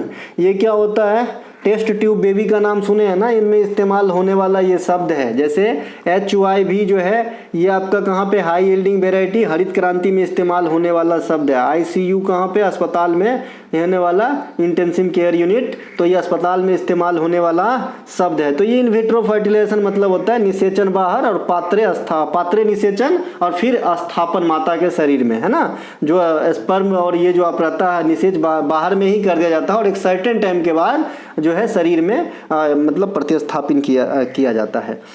प्रसिद्ध बृहदेश्वर मंदिर कहाँ स्थित है, तो ये आपका तंजौर में स्थित है। राजराज चोल ने बनवाया था, इसे राजराजेश्वर मंदिर भी कहते हैं। फ्री का नंबर देके गया। चोल वंश के संस्थापक विजयालय हैं, राजधानी इनका तंजौर है। नौसैनिक शक्ति के लिए प्रसिद्ध था, मैंने बताया था। श्रीलंका पे आंशिक रूप से कौन कब्जा किए थे, पूर्ण रूप से कौन कब्जा किए थे, चोल शासक में। महाबलीपुरम मंदिर की जो मंदिर है पल्लव शासकों ने बनवाया था। यहाँ पे रथ मंदिर भी है, रथ मंदिर में कितने रथ है ये भी बताया हूँ। और पांडवों में किसके किसके नाम पे रथ है ये जरूर ध्यान रखें, पांडवों में किसके किसके नाम पे है ना। तो दो जो छोटे भाई जो है ना, 2 नकुल और सहदेव, तो उनके लिए कंबाइंड रथ है। द्रौपदी के लिए कंबाइंड है, बचा 3 गो और भाई, तो 3 के लिए अलग अलग है, भीम, अर्जुन और युधिष्ठिर के लिए, समझ गए। तो 5 गो रथ है और 6 गो आदमी, मतलब 5 गो पांडव और 1 गो जो है द्रौपदी महारानी। इनके अलावा गया स्थित विष्णुपद मंदिर का निर्माण अहिल्याबाई ने करवाई थी। अमृतसर स्थित स्वर्ण मंदिर का नींव जो है गुरु रामदास, ये 4th गुरु थे और बनाने का श्रेय 5th गुरु अर्जुन देव को दिया जाता है। भारत में सबसे पुरानी मस्जिद, चर्च और मस्जिद दोनों केरल में है। चर्च का नाम रहेगा सेंट थॉमस और मस्जिद का नाम रहेगा शेख जुरामन। इस प्रकार से चुरामन नहीं भाई, हाँ शेख जुरामन ही है, शेख चेरामन जुमा मंदिर है यार, मस्जिद है ना। इसको थोड़ा चेरामन कर लीजिएगा, इस प्रकार से नाम। अब देखिए एक वर्ड उल्टा पुल्टा हो सकता है ना, मैं भी इंसान हूँ, है ना। अंकोर वाट की मंदिर कंबोडिया में स्थित है, जो दुनिया के 8वें अजूबा है और यह जो है अभी 8वें अजूबा के रूप में उभर कर आया है, ठीक है। निम्नलिखित में से कौन सा असम का शास्त्रीय नृत्य, बहुत इजी पूछा गया है, सत्रिय है। सत्रिय असम का शास्त्रीय नृत्य, अब इनके बारे में क्या बताएं, तो शंकर देव साहब जो है इनको स्टार्ट किया था। ये आपका वैष्णव मत को मानते थे, ये भक्ति आंदोलन से प्रेरित रहे थे। इसके अलावा इनके जो कलाकार होता है बोरबयान सरनेम रहता है, गोस्वामी सरनेम रहता रहता है या फिर सैकिया सरनेम रहता है। अब हो गया आपका सत्रिया का खेल खत्म, इससे आप पकड़ लोगे, इससे बाहर क्वेश्चन नहीं आती। ठीक है, 8 शास्त्रीय नृत्य हम 80 बार बता चुके हैं, तो अब हम सीधे निकलते हैं आगे। ठीक है, इसके अलावा क्षेत्रीय ग्रामीण बैंक किस उद्देश्य से खोले गए, तो गांव में जो गरीब तबके के लोग हैं, है ना, उनको जो है बैंकिंग फैसिलिटी या उनके रोजगार इत्यादि के लिए लोन उपलब्ध कराने के उद्देश्य से शुरू किया गया था 1975 में। क्षेत्रीय ग्रामीण बैंक की स्थापना अब इंडिया में नहीं होती है। सिक्किम और गोवा ऐसे 2 स्टेट हैं जहां पे कोई भी क्षेत्रीय ग्रामीण बैंक कार्यरत नहीं है। बांग्लादेश ग्रामीण बैंक के फाउंडर कौन है, मोहम्मद यूनिस है। भारत में सूक्ष्म वित्त प्रदान करने वाली जो कंपनियां होते हैं उनको कौन रेगुलेट करता है, आरबीआई रेगुलेट करता है।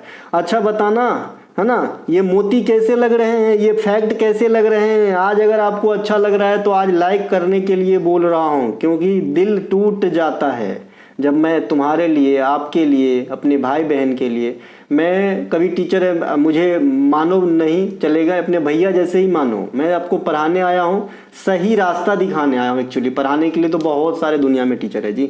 ठीक है, तो लाइक जरूर कर देना। क्या होता है, आज मैं बोल रहा हूँ कि इतने मेहनत से पढ़ाओ ना, और तब देखे ना कि यार मतलब जो फ्री में मजे काट रहे हैं वो तो बहुत आगे निकल गए यार, तुम ये क्या कर रहे हो, तुमको क्या मिला, है ना।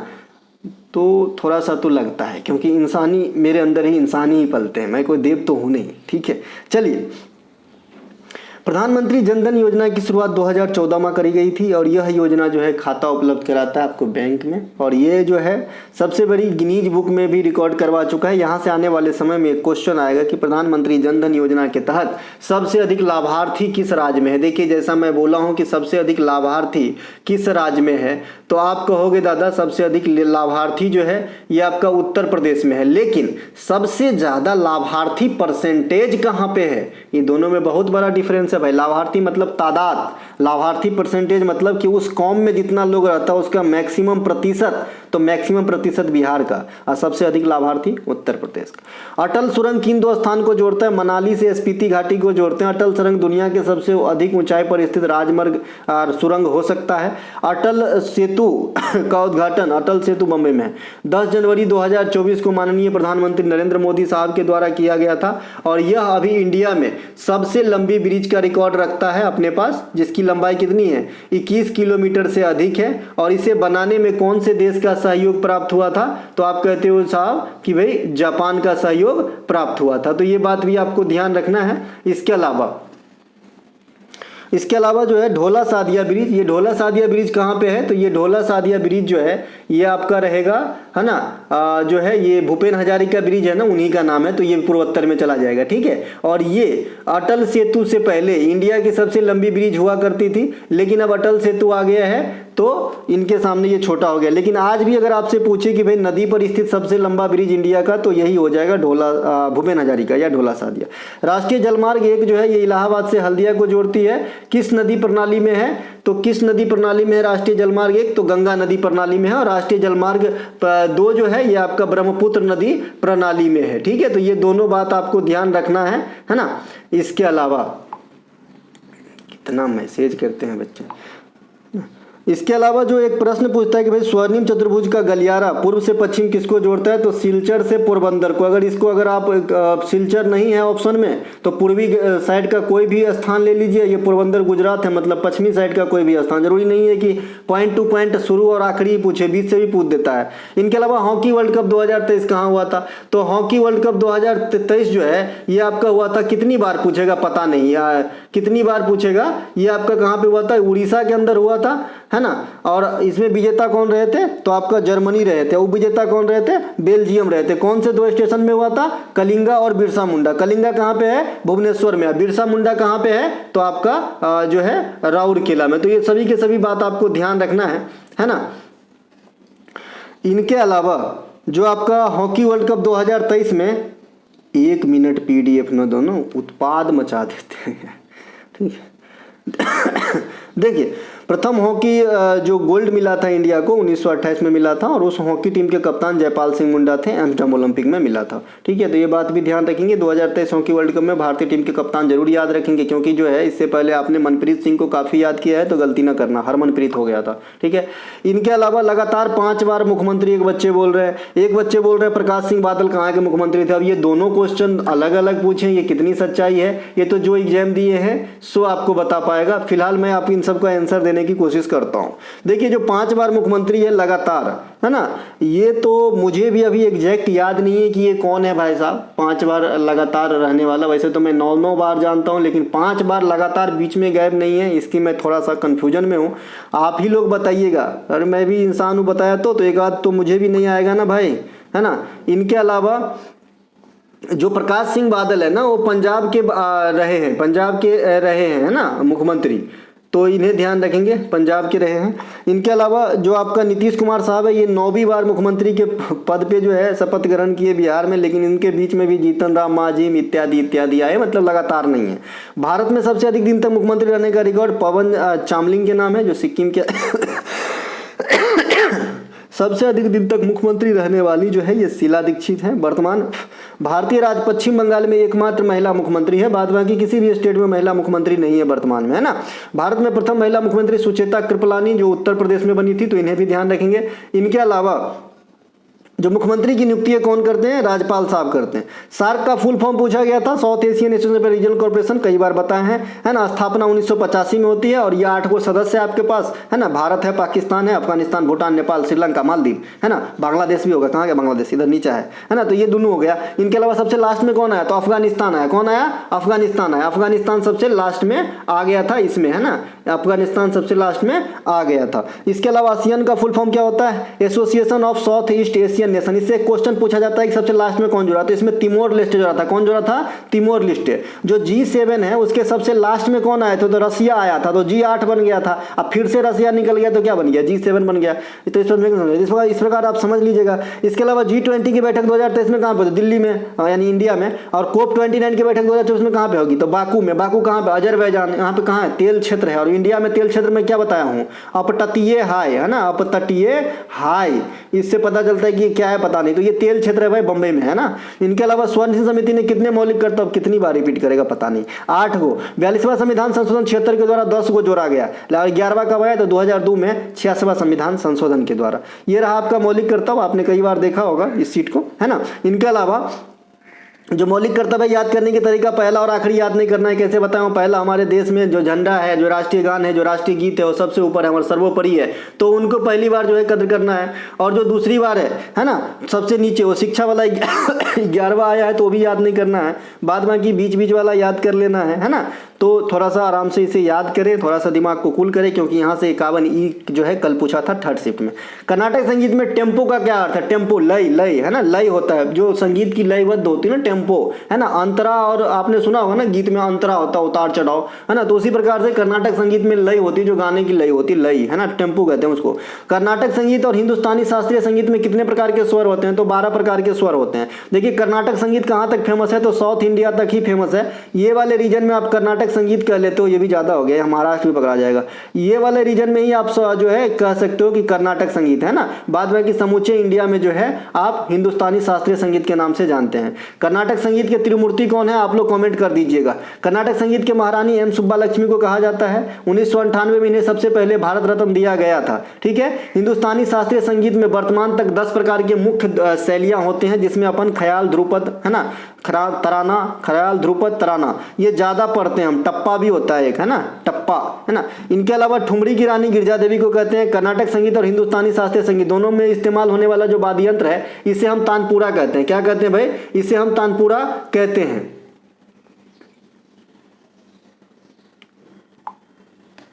इसे हम कहते हैं तानपुरा। वाद्य यंत्र से संबंधित जानकारी आपको किस किताब में मिलेगा, तो नाट्य शास्त्र में। और नाट्य शास्त्र से भरतनाट्यम प्रेरित है। दशहरा किस महीने में, तो आश्विन में। हिंदू कैलेंडर में फागुन में होली, दिवाली कार्तिक में, छठ कार्तिक में, रामनवमी चैत में, ये सब मनाया जाता है। बाद बाकी किस धर्म के कौन सा त्यौहार है, पिछले वाले शिफ्ट में अच्छे से पढ़ा दिया था। तो हम मिलेंगे अगले शिफ्ट में, तब तक के लिए जय हिंद। हमारा कोई सा कंटेंट चाहिए, डिस्क्रिप्शन में लिंक है, आप लिंक क्लिक करके कंटेंट ले सकते हो, है ना। कहीं से भी बेहतर, किसी भी पेड से बेहतर। मैं एकदम जो है ये बात हमेशा कहते आया हूँ कि जो बच्चे मतलब एलिजिबल नहीं है, अफोर्ड नहीं कर सकता, उन्हीं के लिए तो मैं हूँ, है ना। तो आइए भैया एकदम कम में जो है आप बैक कीजिए एक ऐसा कंटेंट जहाँ पे आपको एक ही जगह मिलेगा सारी धार, जो आपके एग्जाम में जीके को कर देगा तार तार। तो हम मिलेंगे अगली वीडियो में, तब तक के लिए जय हिंद। नमस्कार दोस्तों, स्वागत है आपका अपना ही यूट्यूब चैनल टुडे एग्जाम पर। दोस्तों आज है 4 जुलाई 2024 और आज जो है एसएससी सीएचएसएल का एग्जाम था। थर्ड शिफ्ट की भी एग्जाम समाप्त हो गई है। थर्ड शिफ्ट के एग्जाम में जीके जीएस के सेक्शन से जो भी प्रश्न पूछे गए सभी 100% ओरिजिनल प्रश्न लेकर आ गए हैं। जैसा कि आप जानते हैं मैं प्रश्न तो जो बच्चे देते हैं ओरिजिनल ही देते हैं, क्योंकि मुझे पता है बच्चे मेरे साथ झूठ नहीं बोलेंगे।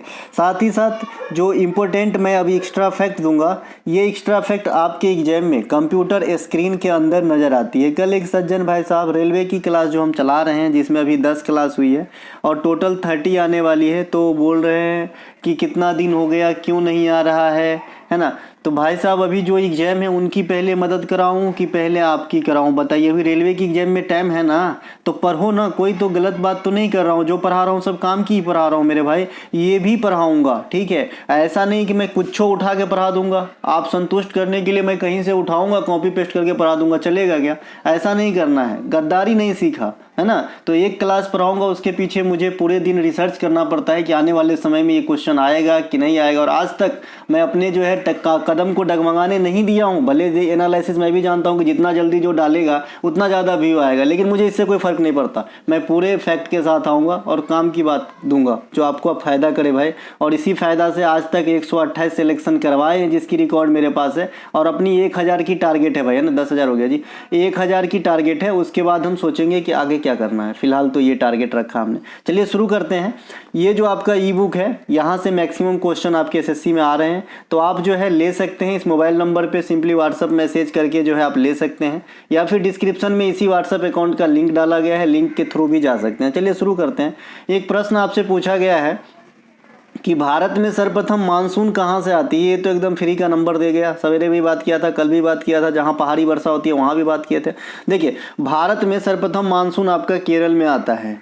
केरल अगर ऑप्शन में नहीं है तो साउथ इंडिया का कोई भी आदमी मतलब जो राज्य है वो चलेगा, लेकिन केरल 100% ऑप्शन में होगा, क्योंकि यहाँ पे माना जाता है कि 5 जून तक लेटली आ जाते हैं, यानी प्रथम सप्ताह में, ठीक है। इसके अलावा मानसून प्रफुष्टित होते हैं वहाँ पे। भारत में मानसून की आगमन सर्वप्रथम केरल राज्य में होती है जून के प्रथम सप्ताह में।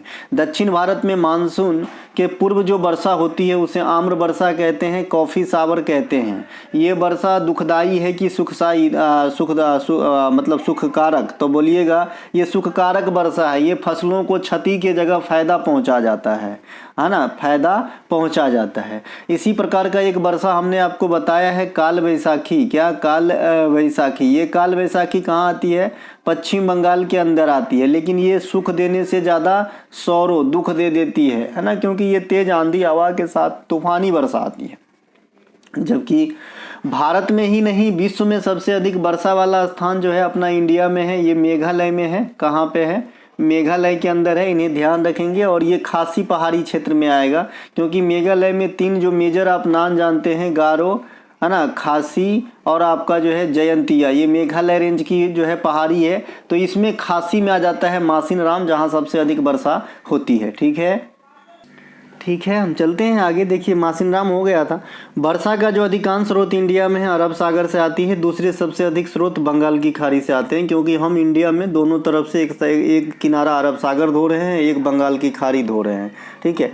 इनके अलावा जो पर्वतीय वर्षा और संवहनीय वर्षा, इससे भी क्वेश्चन आ रहे हैं, तो मैं समझा चुका हूँ पहले। फिर भी एक चीज़ बता दूँ कि जो पर्वतीय वर्षा होती है और जहाँ पे वर्षा होती है उसे पवनाभिमुख ढाल कहते हैं, और जहाँ पे वर्षा नहीं होती है उसे हम वृष्टि छाया प्रदेश कहते हैं। और ये आज भी इससे पहले वाले शिफ्ट में समझा दिया था कि मान लीजिए ये जल स्रोत है, यहाँ से वाष्पीकरण हुआ और यहाँ पे कोई पहाड़ी है ना, पहाड़ी क्षेत्र है, तो ये यहीं पे टकरा के यहीं पे वर्षा कर लेता है, लेकिन इस साइड वर्षा नहीं हो पाई, तो ये वृष्टि छाया प्रदेश है और ये पवनाभिमुख ढाल है। ठीक है मेरे भाई, चलते हैं आगे। पश्चिमी घाट से मैं समझाया था और पश्चिमी घाट के बारे में एक एक फैक्ट दिया था, ध्यान रखिए। रखिएगा, अभी तक एग्जामिनर पश्चिमी घाट को नहीं छेड़ा है। जब छेड़ेगा तो लगातार क्वेश्चन पूछेगा कि भाई निम्नलिखित में से कौन सी नदी पश्चिमी घाट की नहीं है, पश्चिमी घाट की ऊंचाई कितनी है, हाईएस्ट पीक क्या है, लंबाई कितनी है ना, पश्चिमी घाट के ये फला तट को क्या कहते हैं, चिल्ला तट को क्या कहते हैं। तो ये सब ध्यान रखिएगा, सब पढ़ाया हूँ है ना। तराइन की लड़ाई में मोहम्मद गोरी के साथ कौन जो है पार्टिसिपेट किए थे, लड़े थे, तो पृथ्वीराज चौहान तृतीय साहब। मैंने भी अपने जमाने में इस क्वेश्चन को अटेंड किया है, तो ऐसा नहीं लिखा रहता है पृथ्वीराज चौहान, राजराज चौहान, उमा चौहान, ऐसा नहीं लिखा रहता है ऑप्शन। जैसा मैंने मेरे समय में जो आया था इसमें लिखा रहता है पृथ्वीराज चौहान तृतीय, पृथ्वीराज चौहान द्वितीय, पृथ्वीराज चौहान चतुर्थ, पृथ्वीराज चौहान फर्स्ट। बताइएगा कि सेम ऐसे ही लिखा रहता है कि नहीं, क्योंकि मैंने भी एग्जाम दिया है भाई, और एक खिलाड़ी ही योद्धा बता सकता है कि रणभूमि में क्या क्या होता है। ठीक है मेरे भाई, तो ये पृथ्वीराज चौहान तृतीय। इसके अलावा तराइन की युद्ध जो है 1191 में पृथ्वीराज चौहान तृतीय और आपका मोहम्मद गोरी के बीच में हुआ था। और दूसरा भी सेम कैरेक्टर, दोनों कैरेक्टर सेम रहे है ना। दूसरे यानी अगले साल हुआ 1192 में तराइन की सेकेंड लड़ाई। पहले वाले में चौहान साहब की विजय हुई, दूसरे वाले में गोरी की विजय हुई थी है ना। चौसा का एक युद्ध 1539 बिहार के चौसा, और एगो बिलग्राम या कन्नौज का युद्ध है ना, ये दोनों एक गो है ना, बिलग्राम या कन्नौज है ना। तो ये जो है 1539 में चौसा का और बिलग्राम और कन्नौज का युद्ध हो जाए आपका 1540 में। इन युद्ध में भी दोनों सेम कैरेक्टर होते हैं। एक तो आपका अभागा शासक कहलाता है मुगल वंश का हुमायूं, लेकिन इन्होंने दीन पनाह नगर का स्थापना जरूर किया था है ना। तो ये आपसे पूछता है भाई दीन पनाह नगर की स्थापना किसने किया था। हुमायूं से एक क्वेश्चन आपके एग्जाम में आ जाता है साहब, हुमायूं नामा का लेखक कौन है या कौन लिखे हैं, तो गुलबदन बेगम लिखे हैं। हुमायूं से एक क्वेश्चन और आ जाता है साहब, भारत में पहला मुगल गार्डन कौन सा है, मकबरा गार्डन प्रकार का, तो हुमायूं का मकबरा। हुमायूं का मकबरा का जो निर्माण है वो कौन करवाया था साहब, बेगा बेगम ने करवाया था या हाजी बेगम ने करवाया था। ये दोनों एक के नाम है, बेगा बेगम या हाजी बेगम। तो मैं हुमायूं से थोड़ा इधर हट के आ जाता हूँ, शेरशाह सूरी का भी गुणगान कर लूँ थोड़ा सा। देखिए शेरशाह सूरी साहब जो है ये स्ट्रिक्ट और बढ़िया शासन के लिए जाने जाते हैं इंडिया में। देखिए शेरशाह सूरी जो है इन्होंने रुपया भी चलाया था, जो आज इंडिया का जो है मुद्रा भी है, करेंसी भी है। शेरशाह सूरी सूर वंश की स्थापना किए थे, बचपन का नाम इनका फरीद खान हुआ करता था। और इनकी मकबरा से सबसे ज्यादा क्वेश्चन आता है जो आपका बिहार के सासाराम में स्थित है। ठीक है भाई। इनके अलावा पानीपत की 3 गो लड़ाई होती है, एगो 1526 में इब्राहिम लोदी और बाबर के बीच। यहाँ से क्या क्या क्वेश्चन बनता है साहब एग्जाम में, तो दिल्ली सल्तनत के अंतिम बादशाह कौन थे, तो इब्राहिम लोदी, क्योंकि यहाँ से दिल्ली सल्तनत जो 1206 से चलता आ रहा था ये 1526 में आके ब्रेक हो जाती है। और ये बाबर कहाँ का शासक था मुगल वंश की स्थापना करने से पहले, तो आप कहते हो ये फरगना के शासक थे, फरगना है ना, फरगना के शासक थे। कब बने थे भाई, 1494 ईस्वी में बने थे। फिर 1526 में भारत आए, इब्राहिम लोदी को हराया, हालांकि प्रयास पहले भी किए थे लेकिन सफलता यहाँ मिली। और फिर भारत में जो है मुगल वंश की स्थापना हो गई। और ये मुगल वंश की स्थापना सिपाही विद्रोह 1857 तक मानी जाती है, और बहादुर शाह जफर के जो है साथ खत्म मानी जाती है मुगल वंश। समझ में आया, कालचक्र सल्तनत काल से 1857 का विद्रोह कैसे हो गया 2 मिनट में। ठीक है। इसके अलावा जो बाबर है इन्होंने कई सारे लड़ाई लड़ी, जिसमें आपका मैं नीचे इसकी व्याख्या करूंगा। पहले जो पानीपत की 3 लड़ाई है उसको सुलझा दूं। 1556 अकबर और हेमू के बीच में हुआ था, अकबर विजय रहा था। अकबर को जो है मुगल काल में, इनके काल के स्वर्ण काल कहते हैं, इनके जो मंत्रिमंडल थे उनको नवरत्न कहते हैं। अकबरनामा के लेखक अबुल फजल हैं। अकबर ने फतेहपुर सीकरी की स्थापना किए थे, अकबर ने दीन पनाह नगर की स्थापना किए थे, अकबर ने सती प्रथा को अंत करने का प्रयास किया था, है ना। ये सब अकबर से जुड़े हुए हैं। अकबर ने आगरे का किला का निर्माण कराया, है ना। ये सब ध्यान रखेंगे, है ना भैया, रखना पड़ेगा भैया। 1761 में जो है ये आपका पानीपत की तीसरी लड़ाई होती है अहमद शाह अब्दाली और मराठों के बीच। इसमें विजय किसकी होती है, अहमद शाह अब्दाली की विजय होती है। इस लाइन से क्वेश्चन आपके एग्जाम में पास्ट में आया है और आने वाले दिन में भी आएगा कि पानीपत के तीसरी लड़ाई में, है ना, मराठों का सरदार कौन था, तो आप क्या कहते हो, सदाशिव राव भाऊ, है ना, सदाशिव राव भाऊ। ये सब मिलेगा ई बुक में, मैं बड़ा अच्छा से डिजाइन किया हूँ, आप पढ़िए, है ना, पढ़िए थोड़ा दिन। आपने बहुत दिन पेड क्लास साल भर पढ़ा है ना, मेरा ई बुक आप 1 महीना मन से पढ़िए। अगर जीके आपके सामने घुटने न टेक दे तो बताइएगा, ठीक है। ये सदाशिव राव है, ठीक है। इसके अलावा इसके अलावा पानीपत की जो लड़ाई हुई थी, इसी फॉर्म में आपसे क्या क्वेश्चन पूछता है साहब कि जो आपका 1757 में पलासी का युद्ध हुआ था ना, 1757 में पलासी, सबसे पहले पलासी का मैदान कहाँ है, कोई आदमी बताएगा? देखिए, जिस प्रकार से आप कुरुक्षेत्र का मैदान जानते हैं हरियाणा में, उसी प्रकार से पलासी पश्चिम बंगाल में है। 1757 में सिराजुद्दौला और क्लाइव के बीच में हुआ था, रॉबर्ट क्लाइव, है ना। और जो एक 1764 में इसी के बाद एगो बक्सर का युद्ध हुआ था। तो इंडिया की तरफ से तो त्रिकूटी सेना थे, है ना, अवध के नवाब, बंगाल के नवाब और मुगल बादशाह शाह आलम द्वितीय का सेना। लेकिन अंग्रेज के तरफ से कौन थे? तो हेक्टर मुनरो थे। लेकिन यहाँ से भी एक विरोधाभास उत्पन्न होता है कि भाई 1764 का जो बक्सर का युद्ध हुआ वो लड़ा तो हेक्टर मुनरो, लेकिन जब संधि की बात आई, क्योंकि हारने के बाद पहले संधि होती थी, करार होती थी, आज भी मांडवली जिसको हम लोग गाँव घर में बोल देते हैं, खास करके महाराष्ट्र में इसे मांडवली बोलते हैं, ठीक है। तो भैया ये जो है आपका संधि जो है वो हेक्टर मुनरो के साथ न होकर क्लाइव के साथ हुआ था, जिसे हम इलाहाबाद की संधि कहते हैं। उस समय के तत्कालीन मुगल बादशाह शाह आलम द्वितीय और रॉबर्ट क्लाइव के बीच 1765 के अंदर हुआ था। चलते हैं आगे। बाबर को काबुल में दफनाया गया था इनके इच्छा अनुसार। जब इनके डायरी में दिखे कि भाई इनको तो काबुल में जाना है तो इनको काबुल दिया है। पहले आगरा के किला में, आगरा में अपनाया गया था, दफनाया गया था। देखिए ये है अपने ई बुक के फीचर, आप यहाँ से पढ़ सकते हैं। मैं चलता हूँ थोड़ा सा आगे। अगर कोई भी बच्चे को लेना है, डिस्क्रिप्शन में लिंक दिया गया है, लिंक क्लिक करके आपके सामने व्हाट्सएप का पेज खुलेगा। आपको व्हाट्सएप पे मैसेज करना है ना, जो फी है वो पे करना है, स्क्रीनशॉट भेजना है, लेना है ना। चलिए, निम्नलिखित में से दिए गए बंदरगाह को उनके स्थिति के अनुसार आपको सजाना था। पारादीप था, हल्दिया था, मार्मू गोवा था। बताओ, तीनों के तीनों एकदम लल्लू सा बंदरगाह पूछा है। अरे पूछ देते हैं एन्नौर तो थोड़ा आदमी सोचता है, लेकिन ये क्या पूछा है ना, लगता है। पारादीप बंदरगाह ये उड़ीसा में है, हल्दिया बंदरगाह ये पश्चिम बंगाल में है, ठीक है। देखिए मैं भी जानता हूँ एग्जाम हॉल में और बाहर में पढ़ने में थोड़ी सी तो फ़र्क है। एग्जाम हॉल में मैंने भी अपने ज़माने में आता क्वेश्चन एक आध गलती करके आ जाता था, ठीक है। और कई बार ऐसा मेरे साथ हुआ कि जैसे ही निकलते थे, वाह ये क्या हो गया।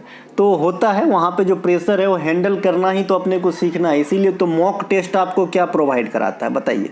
मॉक टेस्ट क्या देता है?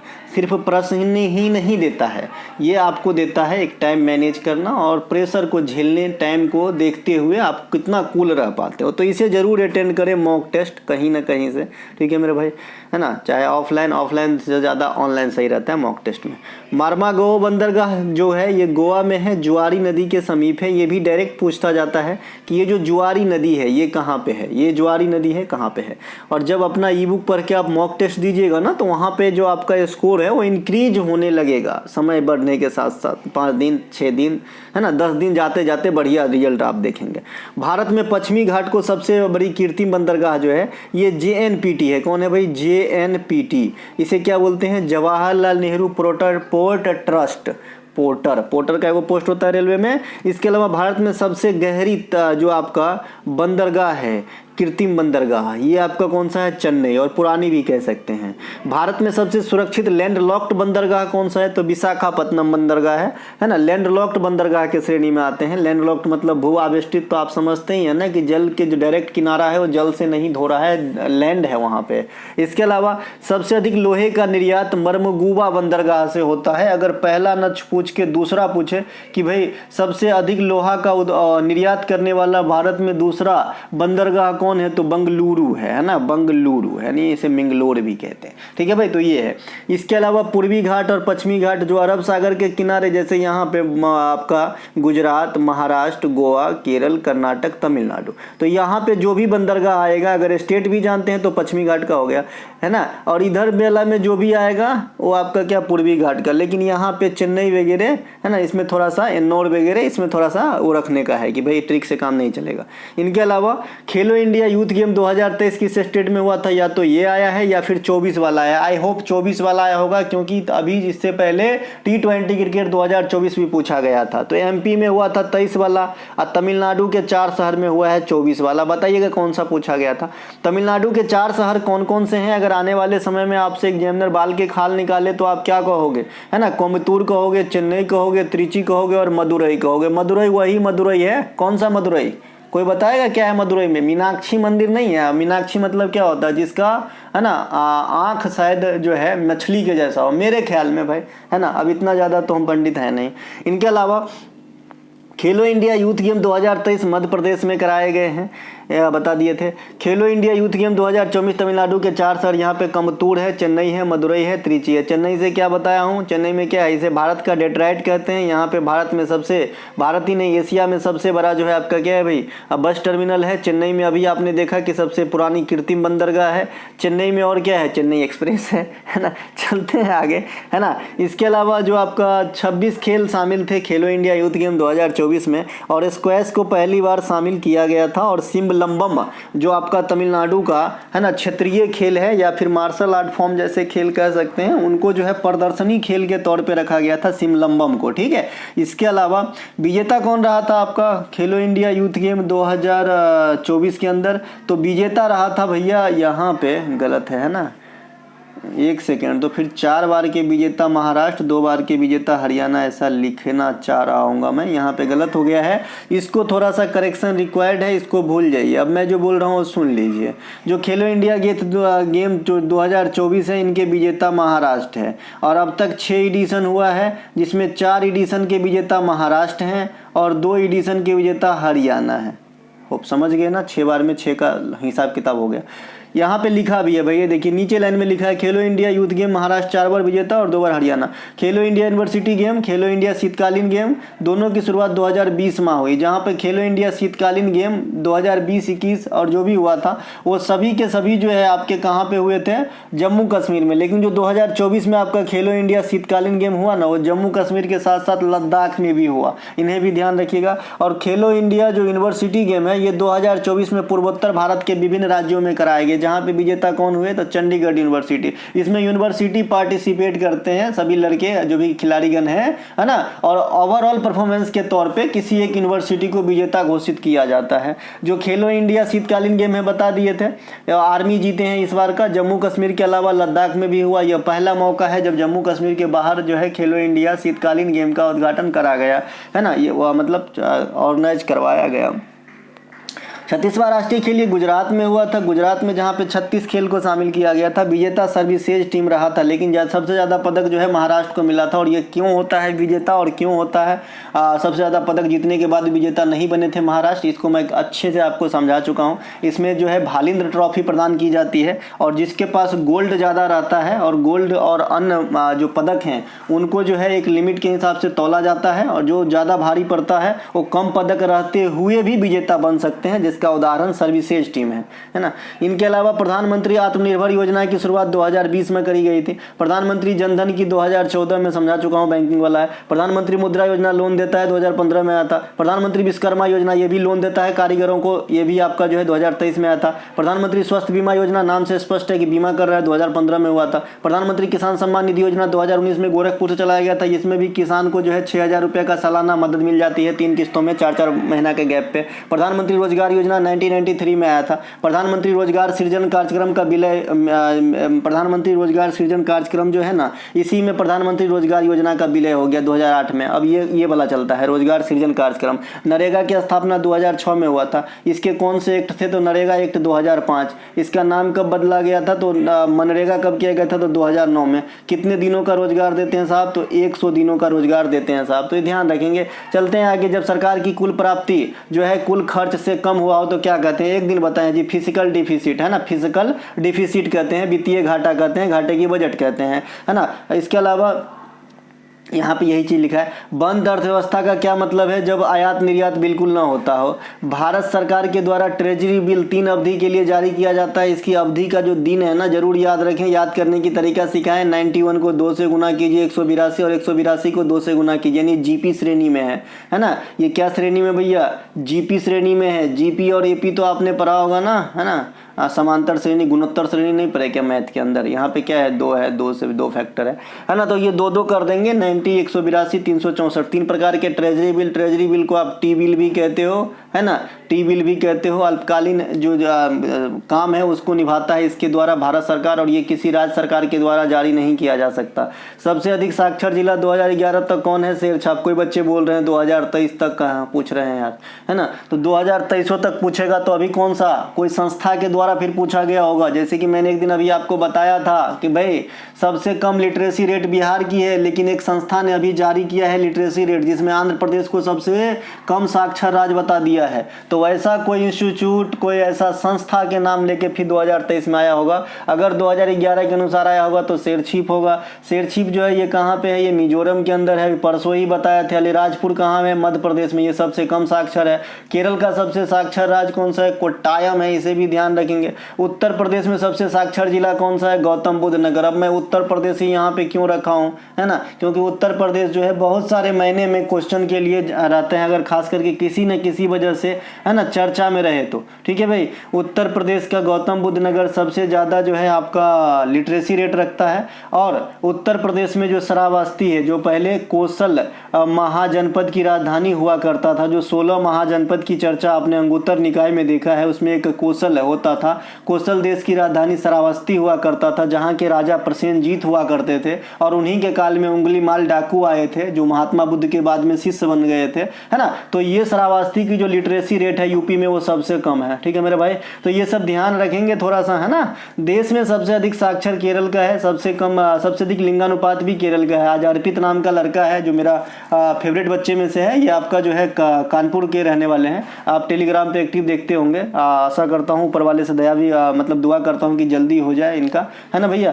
तो ये एक क्वेश्चन अभी टेलीग्राम में पोस्ट किया था कि लिटरेसी रेट के मामले में सेकेंड स्थान किसका है। ठीक है, देखिए तमिलनाडु का है सेकेंड स्थान, है ना। इनके अलावा मैंने ग्राफिकल मोड में ग्राफ के द्वारा जो है आपको पढ़ाया है, ये कौन सा भैया, जनगणना। तो आपका काम है भाई, आप याद नहीं रख पाओगे, नहीं देखोगे तो मेरा काल होगे।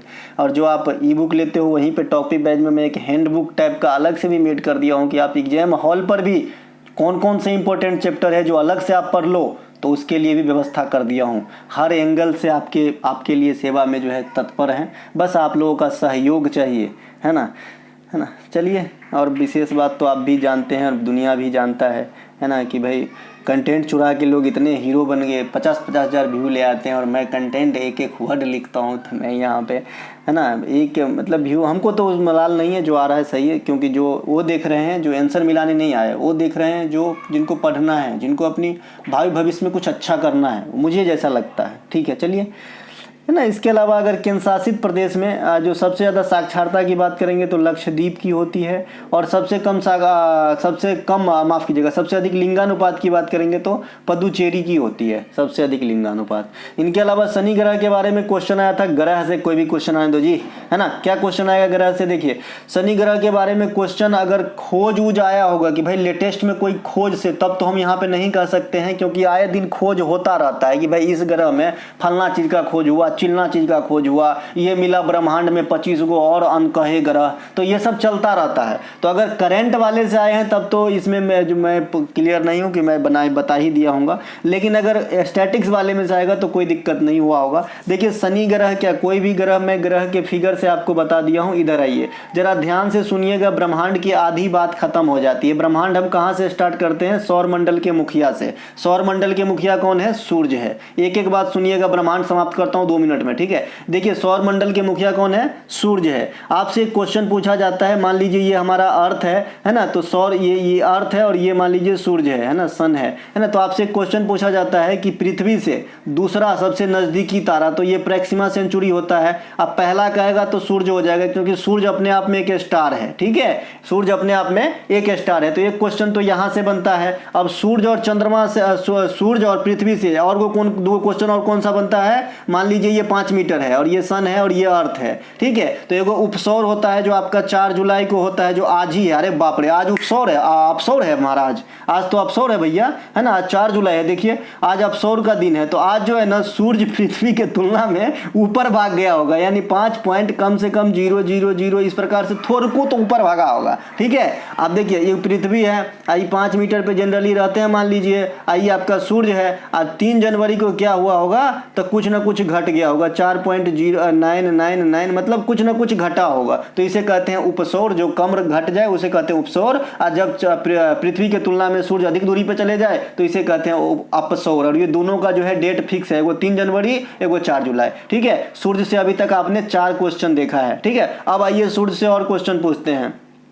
सूरज का जो ई वाला जो नुकीला वाला भाग देख रहे हैं, ये क्रीट और कोरोना है, इसको बाहरी भाग कहते हैं। सूरज के जिस भाग में प्रकाश नहीं रहता, ये देख रहे हैं थोड़ा सा लाल आपको दिख रहा होगा, जिस भाग में प्रकाश नहीं रहते हैं ना, उसे वर्णमंडल कहते हैं, वर्णमंडल कहते हैं। और इसका रंग होता है जी रेड, ठीक है। अगर एक क्वेश्चन और आपसे पूछता है कि जो जो स्टार का रंग है, जो तारे का रंग है, वो किस पे डिपेंड करता है, तो आप कहते हो जी टेम्परेचर पे डिपेंड करता है जी, टेम्परेचर पे डिपेंड करता है। नीला अगर तारा दिखाई दे रहा है, बहुत ज्यादा टेम्परेचर है उसमें, ठीक है। तारे क्यों चमकते हैं? अपवर्तन के कारण। सौर मंडल में जो धूल इत्यादि के जो बादल हैं, उसे क्या कहते हैं? निहारिका कहते हैं। जो शांति के सागर है वो कहां पे है? चंद्रमा पे स्थित है, ठीक है। तो ये सब हो गए थोड़ा सा सौर मंडल के एडिशनल क्वेश्चन। अब आते हैं ग्रहों को रिलेट करके क्या क्या क्वेश्चन आपके एग्जाम में आता है और क्या क्या आपको पढ़ना चाहिए। सबसे पहले मैंने बताया है कि ग्रहों का क्रम आपको याद होना चाहिए।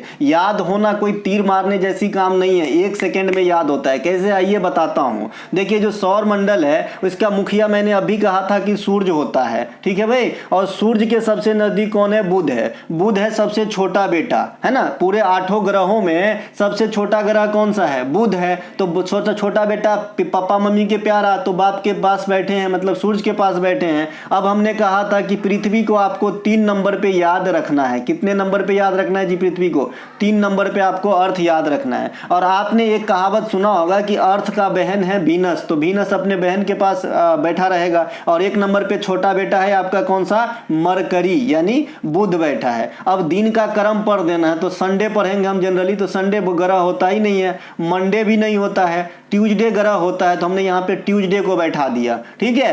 अब ट्यूसडे के बाद वेडनेसडे होना चाहिए, बुध होना चाहिए, तो बुध तो पहले ही बैठा है मरकरी, तो वेडनेसडे के बाद थर्सडे होना चाहिए, तो मैं यहाँ पे जुपिटर को बैठा दिया, ठीक है, बृहस्पति को बैठा दिया, ठीक है मेरे भाई। बृहस्पति के बाद वीनस यानी शुक्र होना चाहिए, फ्राइडे होना चाहिए, लेकिन शुक्र बहन के नाते जो है बहन के पास पहले बैठी है, तो यहाँ पे हम अरुण और वरुण को बैठा देंगे, ठीक है भाई। तो इस प्रकार से हमें याद हो जाता है। और ये मुझे है ना 2011 और आज 24 13 साल से इसी क्रम में मैं याद रखा हूं, आज तक घुचपुचाया नहीं, ठीक है मेरे भाई। इसके अलावा अब जैसे ही आपने याद रख लिया, ठीक है, ये क्रम यहाँ पे दिया गया है, याद रख हो गई मान लीजिए। तो जो 4 गो नजदीक का ग्रह है इसे आंतरिक ग्रह कहते हैं। क्या कहते हैं? आंतरिक ग्रह कहते हैं। आंतरिक ग्रह, आंतरिक मतलब अंदर के साइड। इसे आप पार्थिव ग्रह भी कह देते हो, पार्थिव ग्रह। जनरली इसे आप पृथ्वी से देख सकते हो, पार्थिव ग्रह है। और जो 4 गो दूर का ग्रह है ना, इसे हम क्या कहते हैं? इसे हम कहते हैं जोबियन ग्रह। क्या कहते हैं? जोबियन ग्रह कहते हैं।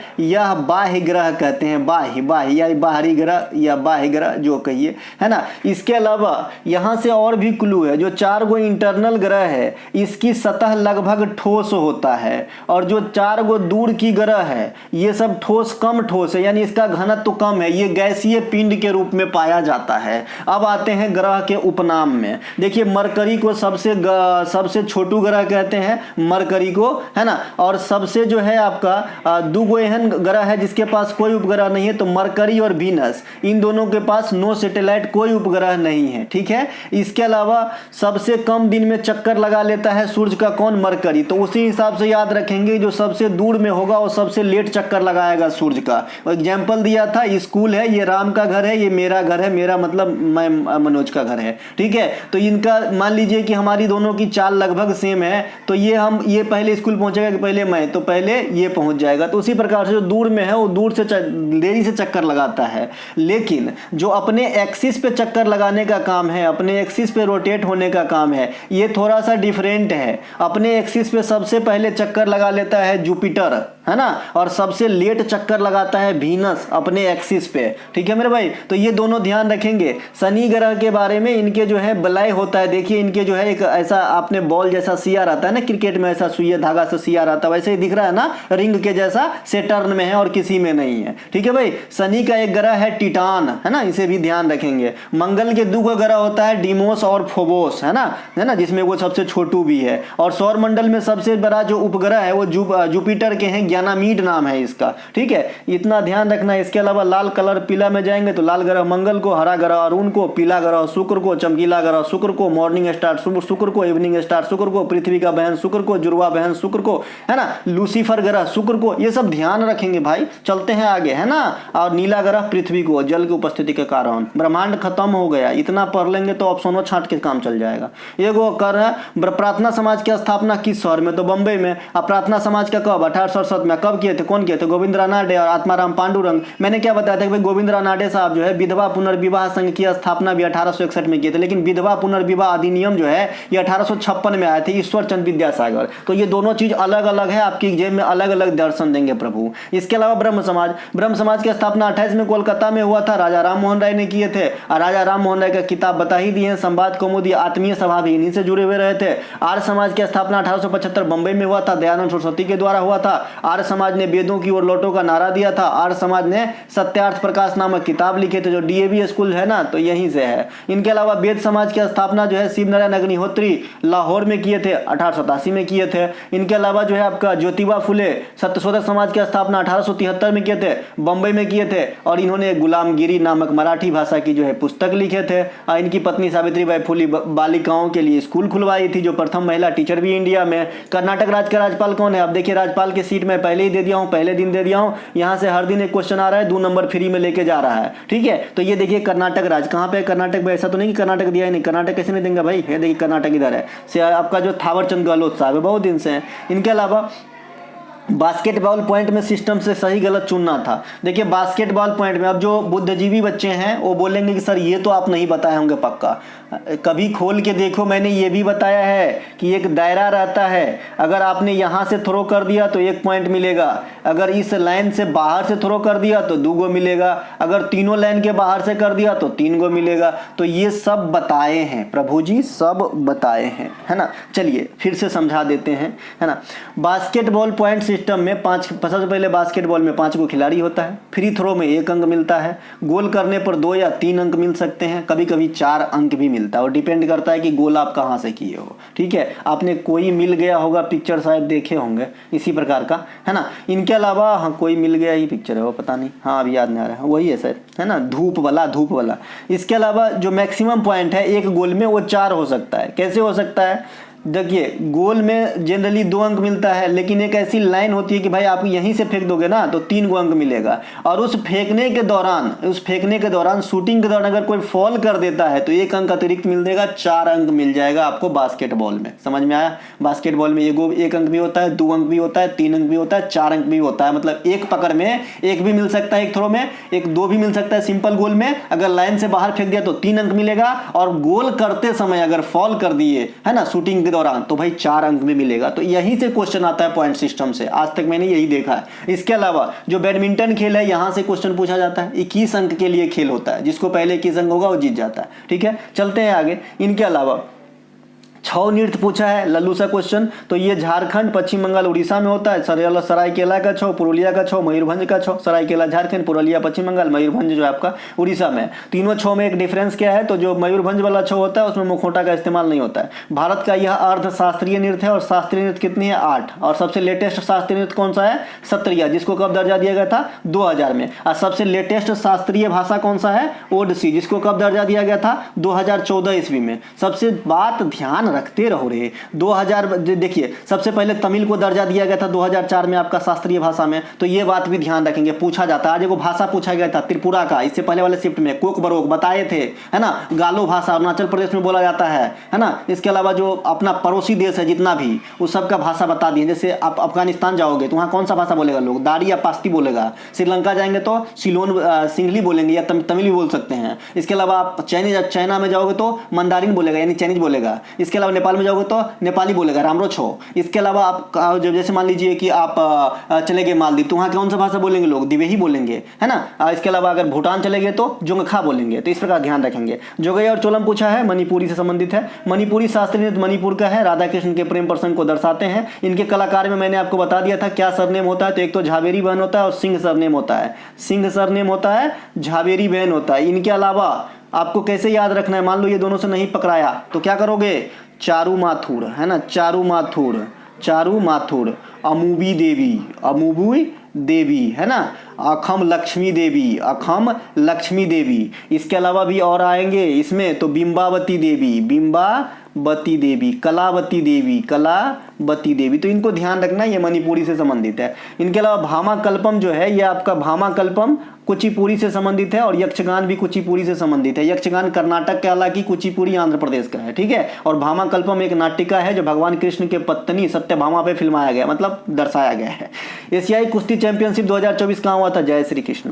ये बिश्केक में हुआ था। बिश्केक कहाँ पे है? किर्गिस्तान की राजधानी है। तो इन्हें भी ध्यान रखेंगे। T20 वर्ल्ड कप 2024 अभी जीत के आए हैं। आपने कौन सा भाई वो चैनल है, हॉट स्टार, वहाँ पे जो है ग्रैंड एंट्री आपने देखा होगा, दिल्ली एयरपोर्ट वाला, ठीक है। तो अभी जीत के आए हम लोग, है ना। सूर्य कुमार यादव की कैच आपको दिखेगी, अगर मुझे तो बहुत पसंद है। World junior ice hockey championship 2023-24 ये स्वीडन में हुआ है। महिला फीफा वर्ल्ड कप 2023 ऑस्ट्रेलिया और न्यूजीलैंड में हुआ है। एक क्वेश्चन आया कि कौन सी योजना फर्टिलाइजर, इतना बात है अब, यह फर्टिलाइजर की सब्सिडी वाली भी एक योजना है और भी हो सकता है। तो बताइएगा कि ये क्वेश्चन क्या था। गुजरात में पुरानी झील पूछा है, किस शहर में है? तो सौराष्ट्र में है। सौराष्ट्र, गिरनार, काठियावाड़, ये सब गुजरात में है, ठीक है। तो सौराष्ट्र में हो जाएगा। इनके अलावा सौराष्ट्र एक टीमों है जो रणजी खेलते हैं, जैसा कि आपको पता होगा। गुजरात में सुदर्शन झील होते हैं, ये आपका जो है सबसे पुरानी झील जो मानव मेड है, और इनका निर्माण चंद्रगुप्त प्रथम ने करवाया था। हालांकि ये खुद नहीं करवाए थे, कोई भी बड़े आदमी खुद काम थोड़ी करता। जैसे मान लीजिए आप घर बनाओगे तो आप थोड़ी खुद बनाओगे, आप तो राजा हो, तो आप किससे बनवाओगे? मिस्त्री से बनवाओगे। इसलिए तो पढ़ रहे हो भाई, क्या लोग जो बने तो राजा बने हो ना भाई, है ना। इसके अलावा जूनागढ़ अभिलेख का संबंध रुद्रदामन प्रथम से है।